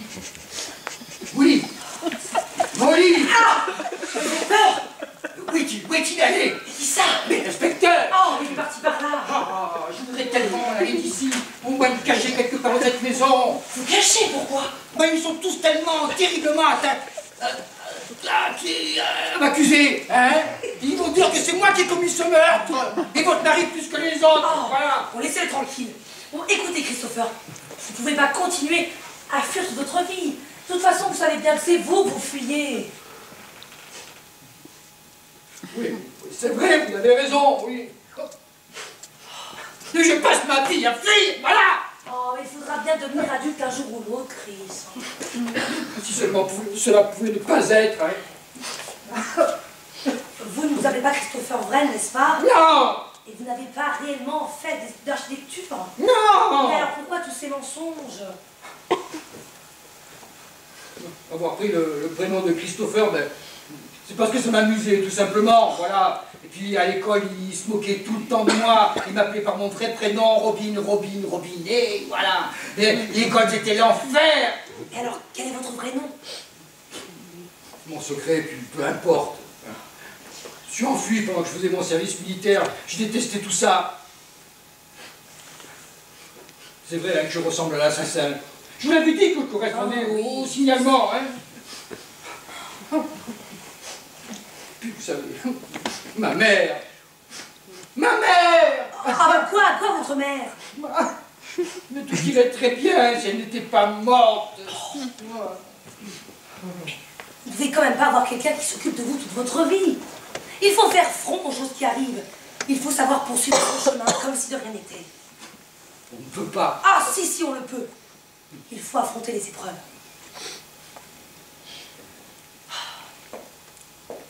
Moi-même, j'ai vécu quelque chose de très dur. Et que je n'ai jamais oublié. Cela concernait votre mari? Oh non, bien avant que je fasse sa connaissance, et j'étais encore très jeune. C'est peut-être pour ça que c'était si terrible, mais bon, je ne peux plus y penser. Vous voyez, Molly, vous aussi, vous fuyez des choses, vous les affrontez. Ah bah oui, en quelque sorte, oui. Oui. Pour deux personnes qui se sont vues pour la première fois hier, il semblerait que nous nous connaissions plutôt bien, hein. Oui. C'est étrange. Molly, vous pensez que l'inspecteur me croit coupable? Ah, je ne sais pas. Enfin, je ne sais pas ce qu'il pense. Ah, je déteste. Et qui ça? Mais l'inspecteur Trotter. Il vous instille des choses dans le crâne. Des choses qui ne sont pas vraies, qui ne peuvent pas être vraies. Oh, je ne peux pas le croire, Ah, mais qu'est-ce que vous ne pouvez pas croire, Molly? Allez, dites-le-moi, asseyez-vous. Dites-le-moi. Bon, vous voyez ça. Le journal du soir d'hier, un journal londonien trouvé dans la poche de Gilles. Oh, Gilles n'est pas allé à Londres hier. Eh bien, s'il est resté ici toute la journée... Mais il n'était pas ici. Il est parti en voiture pour trouver du grillage pour le poulailler. Il ne l'a pas trouvé. Bien, mais s'il est allé à Londres tout de même... Alors pourquoi ne me l'a-t-il pas dit? Pourquoi me faire croire qu'il a sillonné la campagne? Je ne sais pas si je crois cet inspecteur, mais... Lui, il est capable de nous faire croire des choses. On commence à douter. Et on se pose des questions, avec l'impression qu'une personne qu'on connaît et qu'on aime pourrait être un étranger. C'est comme dans un cauchemar. On se trouve quelque part avec des amis, et tout à coup on les perd. Et ce ne sont plus vos amis. Ce sont juste des personnes qui font simplement semblant. Peut-être peut-on faire confiance à personne. Peut-être les gens sont-ils tous des étrangers. J'ai l'impression que je dérange. Oh. Non, on est simplement en train de parler. Pardon, il faut que j'aille à la cuisine. Je vais vous aider. Non, restez ici. Enfin, écoutez. Ne vous approchez pas de ma femme, Brent. Elle ne sera pas votre prochaine victime. Il y a un tueur en liberté dans cette maison. Il me semble que vous répondez aussi. Je ne suis pas le seul, mais je ne vois pas qui d'autre.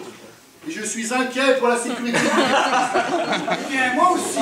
Je ne vous laisserai pas seul ici avec elle. Voilà. Je vous en prie, partez, je ne m'en dirai pas, s'il vous plaît, partez. N'ayez pas peur, Molly, n'ayez pas peur, hein. Je ne sais pas loin. Je ne sais pas loin, hein. Tu es folle, Molly. Prête à t'enfermer dans la cuisine avec un type atteint de folie. Il n'est pas ce que tu dis. Il suffit de le regarder, là, pour voir qu'il est complètement cinglé. Après, il est simplement malheureux. De toute façon, je suis assez grande pour me défendre. Ah, ça, c'est ce que disait un peu Madame Boyle. Oh, Gilles, je t'en prie. Qu'est-ce qu'il y a entre vous? Il me fait de la peine, voilà tout. Tu l'as déjà rencontré, vous avez tout manigancé entre vous, c'est ça? Et tu as complètement perdu l'esprit. Comment peux-tu insinuer des choses pareilles? Un peu bizarre qu'un type de son genre dans un endroit pareil, tu me trouves pas? Un peu bizarre que pour Miss Caswell, ma journée de café pour Madame Boyle. J'ai lu un jour dans un journal que les affaires de meurtre excitaient les femmes. Tu vas finir par penser que c'est vrai. Ou tu l'as rencontré pour la première fois et depuis combien de temps ça dure? Il y a complètement ridicule. J'ai déjà vu Christopher avant qu'il arrivait hier au soir. Ah, ça c'est ce que tu dis. T'as peut-être été courir à Londres pour le voir. En cachette. Je ne suis pas allée à Londres depuis des semaines. Tu n'es pas allé à Londres depuis des semaines, tu en es sûr? Qu'est-ce que c'est que ça? C'est bien l'un des gants que tu portais hier. Regarde ce qu'il y a à l'intérieur. Un ticket de bus londonien. J'ai ramassé pendant que je discutais avec l'inspecteur Trotter. Allez, reconnais-le, t'as été à Londres. D'accord. Oui, d'accord. Je reconnais. Je suis allée à Londres. Vraiment? Mais toi aussi! Quoi? Toi aussi, t'as été à Londres. Et t'as rapporté un journal du soir. Où t'as trouvé ça? Ben oui, j'étais à Londres. Mais moi, c'était pas pour y retrouver une femme. Ah oui, attendez, bien sûr. Va-t'en, ne me couche pas trop tard. Oh, ça suffit, reconnais-le, t'as été à Londres. Oui, je suis allée à Londres. Mais je ne te dirai pas pourquoi. D'ailleurs, avec tous ces événements, je ne sais même plus pourquoi j'y suis allée. Olive, je ne te reconnais plus, mais tu as changé d'un seul coup. Tu as changé. Tu m'as peut-être jamais connue. Ça fait combien de temps que nous sommes mariés? 1 an. Mais c'est rien. Je ne sais pratiquement rien de moi.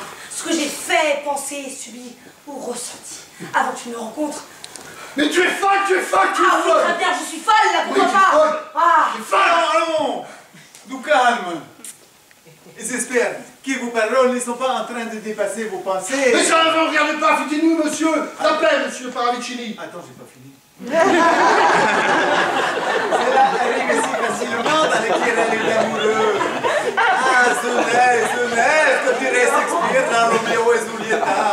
Pourquoi l'amour est-il si doux, peut-elle parfois être si tyrannique et si brutal? Je suppose que vous n'êtes pas marié depuis longtemps. Mais ça ne vous regarde pas, monsieur Paravicini, foutez-nous la paix. Là, cela ne me regarde pas. J'étais juste venu vous dire que l'inspecteur ne retrouvait pas ce ski et qu'il est très contrarié. Christopher! De quoi, Christopher? L'inspecteur voudrait savoir si, par hasard, vous ne auriez pas changé de place. Mais non, mais non. Monsieur Ralston, ou madame, avez-vous enlevé mes skis du débarras où je les avais rangés près de la porte de la cuisine? Non, certainement pas, non. Quelqu'un les a pris. Et pourquoi vouliez-vous vos skis, inspecteur? Je dois me rendre au commissariat pour faire mon rapport. Et quelqu'un s'est arrangé pour que vous ne puissiez pas y aller. Et il y a peut-être une autre explication à cela. Et ce quelqu'un a peut-être l'intention de nous fausser compagnie. Et pourquoi tu as parlé de Christopher il y a un instant? Pour rien, rien. Alors notre cher architecte se serait envolé. Comment dites-vous les Anglais? Folie, vous savez, folie. Ah, tu saurais que tu n'es pas parti. Monsieur Wren, avez-vous pris mes skis? Oh, vos skis, inspecteur? Non, mais pourquoi donc aurais-je pris vos skis, enfin? Je veux vous avoir tous ici immédiatement.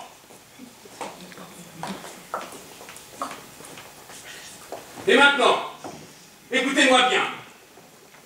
L'un de vous a-t-il pris les skis dans le débarras près de la porte de la cuisine? Non.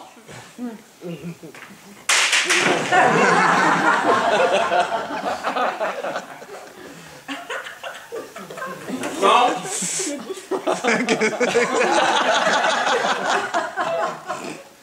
Ils ont disparu. La question est de savoir où ils se trouvent maintenant. J'en ai absolument besoin. Vous devriez pouvoir les retrouver si nous y étions tous à chercher des aiguilles dans une meule de coin. Un instant, Major. Il se peut que ce soit ce que nous sommes en train de faire. Que voulez-vous dire par là? J'en suis arrivé au point où je dois me mettre à la place d'un cerveau fêlé et rusé.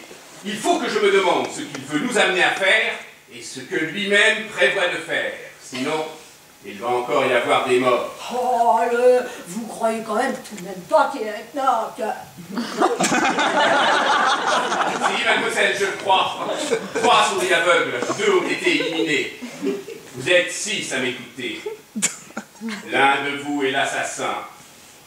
Et un autre parmi vous est la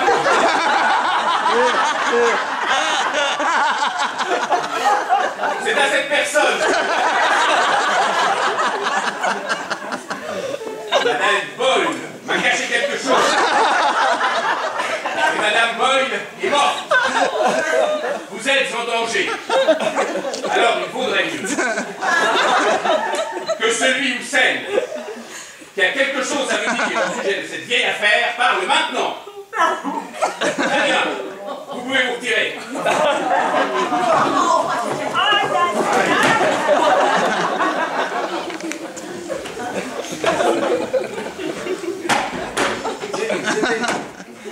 Je vais avec vous à la cuisine.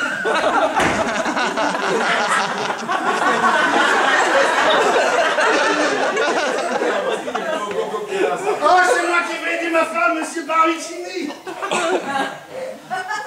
Votre mari a peur pour vous. Et c'est tout à fait normal, compte tenu des circonstances. Et ce sont mes penchants sadiques qui le redoutent. Ah non, non, je suis sûre que j'y ne pense pas. À moins qu'il a peur pour vous. Est-ce que je peux vous prouver à vous, ah oui, ou à notre inspecteur, si opiniâtre, que je ne suis pas atteint des folies homicides? C'est difficile de prouver le contraire. À moins que ce soit réellement... Arrêtez! Arrêtez cette chanson, s'il vous plaît! Arrêtez! Bon, d'accord. C'est moi qui découvre Madame Boyle. Son visage était tout violet et je n'arrive pas à oublier. Oui, je sais. C'est difficile d'oublier. Et vous n'oubliez pas facilement. Il faut que j'aille à la cuisine.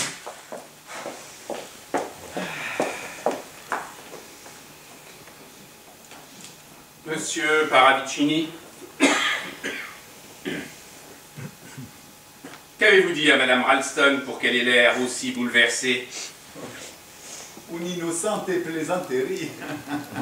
Je me posais des questions à votre sujet, monsieur, et je pensais à votre voiture.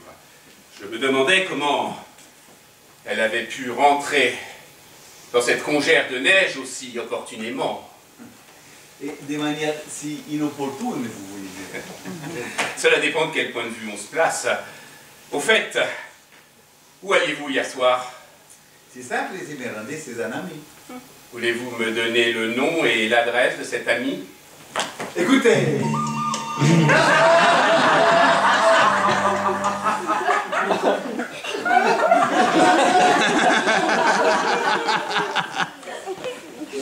Je pensais à vous et je me posais des questions au sujet de votre voiture et je me demandais comment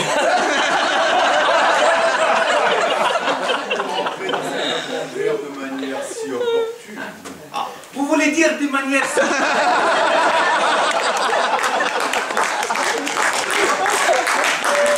Cela dépend de la façon dont on considère les choses. Au fait, où alliez-vous lorsque vous avez eu cet accident? Il me rendait chez un ami pas très loin. Est-ce que vous pouvez me donner le nom de cet ami? Écoutez.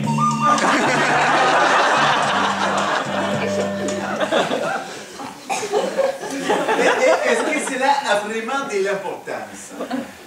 Quel nom m'avez-vous dit pour votre ami? Je ne vous l'ai pas dit. Et vous n'allez pas me le dire. Voilà qui est très intéressant. Il faut y avoir plusieurs raisons à cela. Une Marie-Zalou, une histoire galante. Et vous ne croyez pas que vous en faites un peu trop, inspecteur?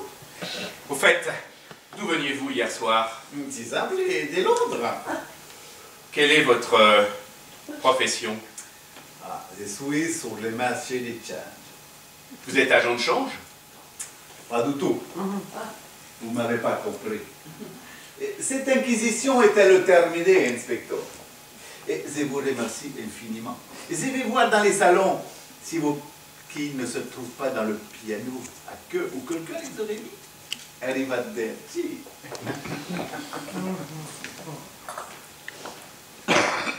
Un instant, s'il vous plaît. Ouais, que voulez-vous savoir? Vos noms et prénoms. Leslie Margaret Catherine Caswell. Catherine, avec un K. Et votre adresse? Villa Mariposa, Punta Esta, Major. J'ai quitté l'Angleterre lorsque j'avais 13 ans. Depuis combien de temps êtes-vous revenu en Angleterre? Une semaine. Et qu'est-ce qui vous a amené à Monkswell Manor? Eh ben, je voulais un endroit tranquille, à la campagne. Qu'êtes-vous venu faire ici? Répondez!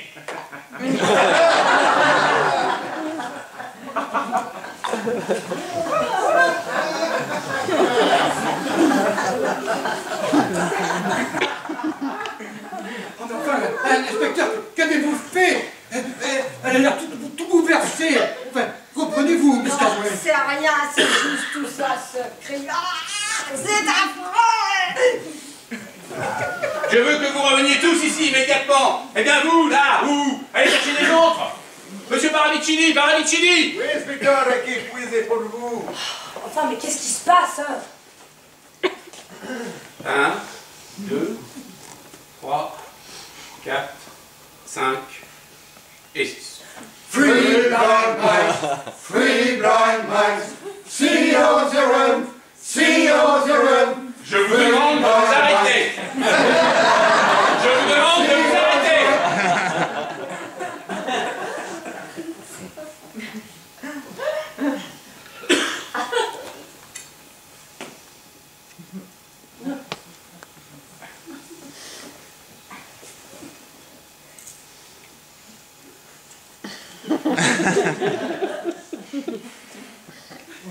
Vous vous souvenez qu'après le meurtre de Madame Boyle, j'ai relevé vos déclarations concernant l'endroit où chacun de vous se trouvait au moment où le crime a été commis. 5 de ces déclarations sont exactes et l'une est fausse. Laquelle? Si je découvre qui a menti, je saurai qui est l'assassin. Nous allons donc procéder à une reconstitution de vos faits et gestes. Madame Ralston, avez-vous joué du piano? Oui, mal. Pourriez-vous jouer 3 souris aveugles avec un seul doigt, comme monsieur Paravicini l'a fait? Très bien. Vous irez vous installer au piano et vous vous tiendrez prête à jouer. Mais, inspecteur, chacun ne devait-il pas refaire ses propres gestes? Les mêmes gestes vont être refaits, mais pas par les mêmes personnes. Bien. Monsieur Vren. Monsieur Vren, vous irez à la cuisine. Monsieur Paravicini, vous irez dans la chambre de Monsieur Vren. Major Metcalf, vous irez dans la chambre de Monsieur Ralston et vous vérifierez le téléphone qui s'y trouve. Miss Caswell. Miss Caswell, vous irez à la cave. Vous irez à la cave. Monsieur Christopher Vren vous montrera le chemin. J'ai besoin de quelqu'un pour refaire mes propres gestes. Monsieur Ralston, vous sortirez et vous suivrez le fil du téléphone. Et vous, qu'allez-vous faire? Moi, je vais prendre le rôle de Madame Boyle. Et maintenant, que chacun ait l'endroit que je lui ai indiqué, et il reste jusqu'à ce que je l'appelle. Le murder party, ah, c'est anglais.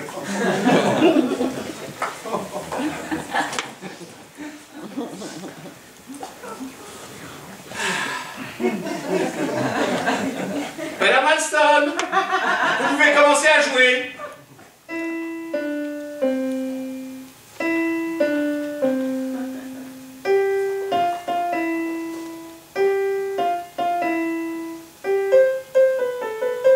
Madame Ralston? Oui. J'ai ce que je voulais. Ah, donc vous savez qui est l'assassin? Oui, je sais qui est l'assassin. Et vous aussi, cher public, chers témoins de cette enquête, haletant, vous savez qui est l'assassin. Alors, chers spectateurs, que ceux qui pensent, attrapez vos stylos, que ceux qui pensent que c'est Christopher Wren lèvent la main.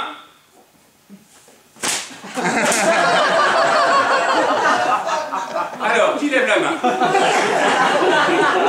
Personne ne lève la main pour Christopher. Ah, j'en vois une là-bas. Un. C'est tout? Un seul. Pourtant, regardez comme il a l'air méchant avec son fouet. Moi, je verrais bien dans un club sadomasochiste. Bon, c'est tout pour Christopher. Hein, c'est pas terrible, Christopher. Hein, on va faire mieux la prochaine fois. Que ceux qui pensent que c'est Monsieur Paravicini, il n'a pas de d'anglais, celui-là, hein? Il lève la main.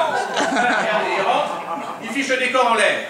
Regardez comme il a l'air méchant, cet homme-là, avec ses petits yeux cruels. Il est avec son grand couteau. On croirait un boucher. Le boucher de Notre-Dame. Une vraie tête de bandit calabrais. Bon, alors, combien pour Paravicini? Alors, 1 pour Paravicini. C'est tout pour Paravicini? 2. 3. C'est tout? J'en vois pas d'autres? Ok, alors 3 pour Paravicini. En progrès, Paravicini.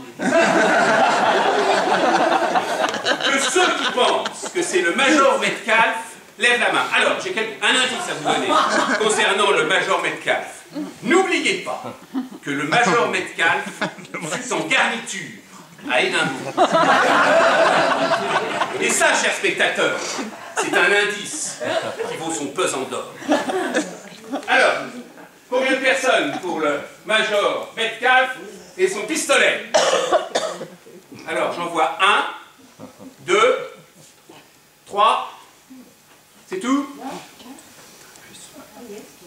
Ok, alors, donc ça fait 3. Donc, Metcalf et Paravicini sont à égalité.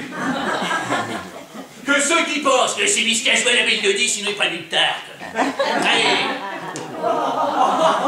Regardez, elle a encore sa machette pleine de sang. Ça, c'est un autre indice. Elle n'a pas l'air bien bonne. Alors, qui pour Miss Caswell? 1, 2, je ne vois pas d'autres. 3, non, 2. Ok. Que ceux qui pensent que c'est Gilles Ralston lèvent la main. Regardez comme il a l'air sournois. Alors, pour Gilles, 1, 2, 3, 4, 5, 6, 7, 8, 9, 10, 11, 12, 13, 14, 15, 16, 17, 18, 19, 20. Alors là, il enfonce tous les scores. Bravo, Gilles. Denis Ralston, lève la main. Regardez comment elle est méchante. 1, 2, 3, 4, 5, 6, 7, 8, 9. Allez, on va dire 10. Bon, alors, vous brûlez. Vous brûlez pourquoi? Parce que, ici, c'est l'auberge de la mort. Et vous avez devant vous des serial killers. Les deux, là. Ils attendent les voyageurs. Ils les assomment, l'un avec son marteau et l'autre avec son rouleau à pâtisserie. Ils les livrent aux sadiques de service, qui les fouettent, qui n'arrêtent pas de les fouetter, pendant que le Paravicini, là, il les lave de petits coups de couteau comme ça, hein? Il est là. Et quand la victime a avoué où est son argent, quel est le numéro de son compte en banque, etc., etc., vous pouvez bien imaginer, cher public, il l'abandonne, il le laisse tomber. Et là, Miss Caswell, avec sa machette, elle le coupe. La victime est là. Elle le coupe en morceaux. Hein? Elle le coupe. Hein? Elle le coupe. Vous voyez comme elle le coupe? Elle le coupe. Et une fois qu'elle a fini de le couper, qu'est-ce qu'elle fait? Elle pousse les morceaux. Et les morceaux, ils tombent dans la cave. C'est horrible. Et qu'est-ce qui se passe dans la cave? Vous avez vu tout à l'heure qu'il inspectait des choses dans les caves. Le Major Metcalf. Eh bien, il fait le fossoyeur des basses œuvres en recouvrant les morceaux de cette pauvre victime, qui était peut-être gentille, avec de la chaux vive pour tout faire disparaître. Qu'est-ce que vous pensez de cette hypothèse? Eh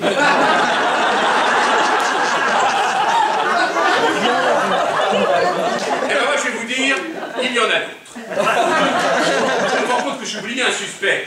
Que ceux qui pensent que c'est Helena Jane Boyle lèvent la main. Oh non. C'est rien, c'est rien.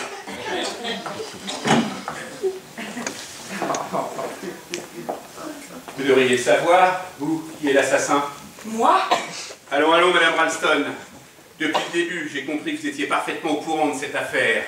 Vous saviez que Madame Boyle était la juge en question. Vous saviez tout et vous ne m'avez rien dit. Je voulais oublier, voilà, oublier. Votre nom de jeune fille, c'est bien Waring. Oui.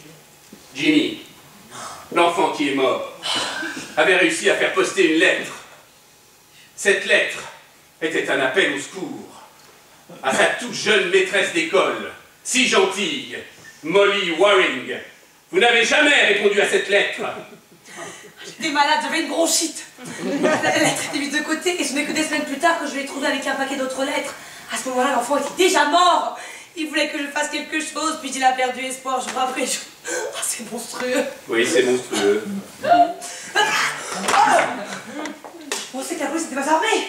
Vous avez cru que j'étais policier parce que le commissariat vous a appelé en vous disant qu'un inspecteur allait venir. C'est moi qui vous ai appelé d'une cabine. C'est moi qui ai coupé les fils de votre téléphone à l'extérieur de la maison. Savez-vous qui je suis, Madame Ralston? Trop tard, je t'en supplie. Mon nom est John Corrigan. Je suis le père des enfants. Ma femme m'a quitté, alors je suis parti à l'étranger. À mon retour, bien des années plus tard, j'ai appris que Jimmy était mort. Je me suis juré de le venger. C'est son frère Georgie qui m'a dit pour la lettre. Madame Stanning, cette mauvaise femme si cruelle, l'a tuée. Elle a eu beau changer de nom et devenir Madame Lyon. Je l'ai retrouvée et je l'ai tuée. J'ai tué la juge, Madame Boyle. Et maintenant, je vais vous tuer. Vous ne pourrez pas vous échapper, et cette fois vous serez pris. Quelle importance! La dernière petite souris prise dans la souricière!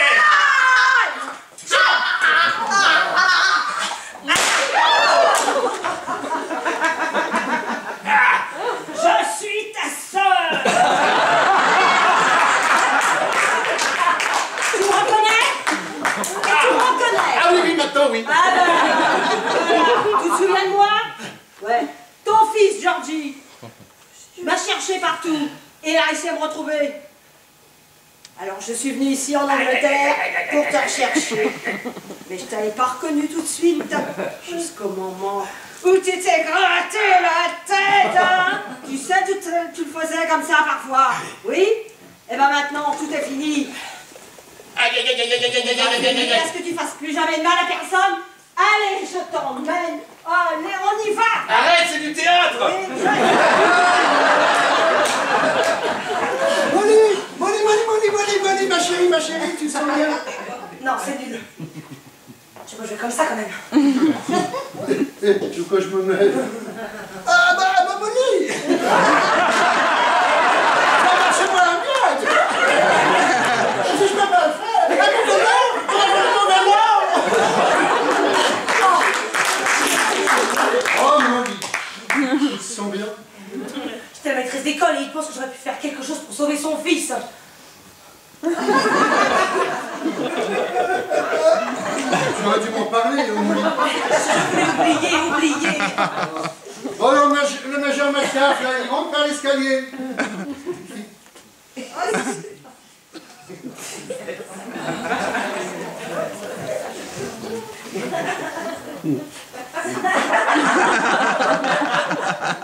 Nous avons donné un sédatif. Sa mère s'occupe de lui. J'ai eu des soupçons à son sujet depuis le début. Je savais que ça n'était pas un rôlicier, voyez-vous même, parce que moi, je suis rôlicier. Dès que nous avons été en possession de cet agenda où figurait le nom de Monkswell Manor,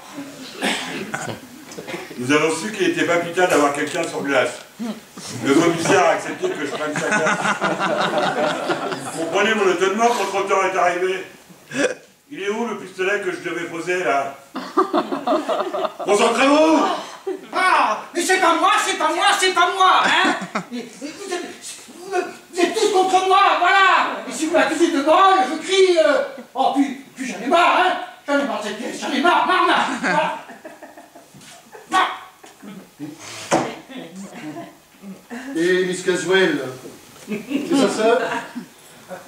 C'est page combien? C'est comme le haut de la page. Il connaît pas son texte. Ah oui. Apparemment, elle se foutait qu'il allait venir ici. Fort heureusement, elle m'en a parlé juste avant. Bon, la neige a commencé à mondre. Nous devrions avoir de l'aide très bientôt. Ah, au fait, Mme Marston, je vais aller percher les skis. Je les avais cachés au-dessus du lit à Saint-Jacques. Eh ben merci pour les skis, hein. Et qui les a plantés? Attends, on finit. Moi, je pensais que c'était ma jouet de calf.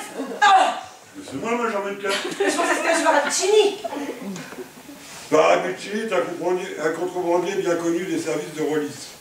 On le laisse faire et on le coince de vent en vent. Je l'avais reconnu de suite.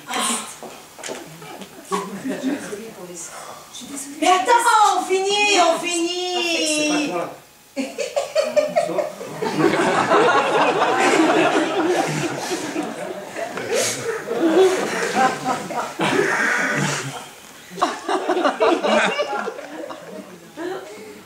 Je l'avais reconnu de suite, hein.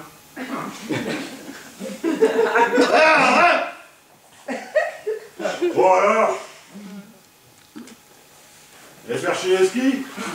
Et les skis, où ils sont? Qui les a fait tomber? Ouais, ben c'est pas moi, hein. Et puis qui c'est qui est parti en boucle tout à l'heure? Est-ce qu'on peut finir cette pièce? Moi, c'est mon... Tu sais ton Ah, texte. mon ton texte, on est tué! Parce qu'on est ma conduite!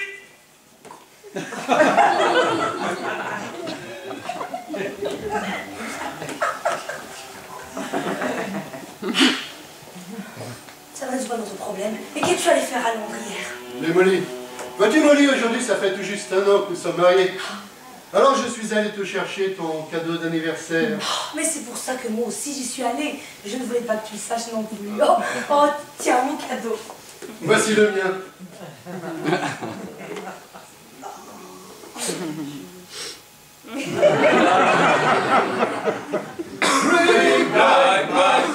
Three blind mice, see out the run, see out the run. Three blind mice, Three blind mice, three blind mice. See how they run,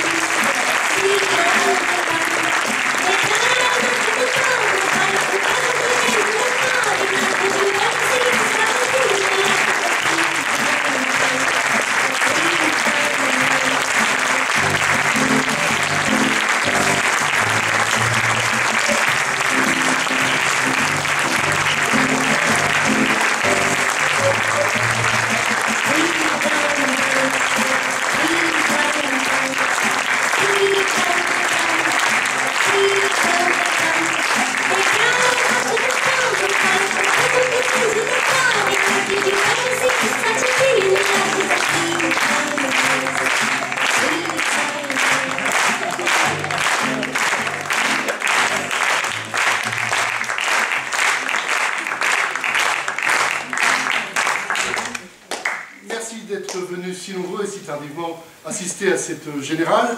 Et on se retrouve la semaine prochaine pour la première.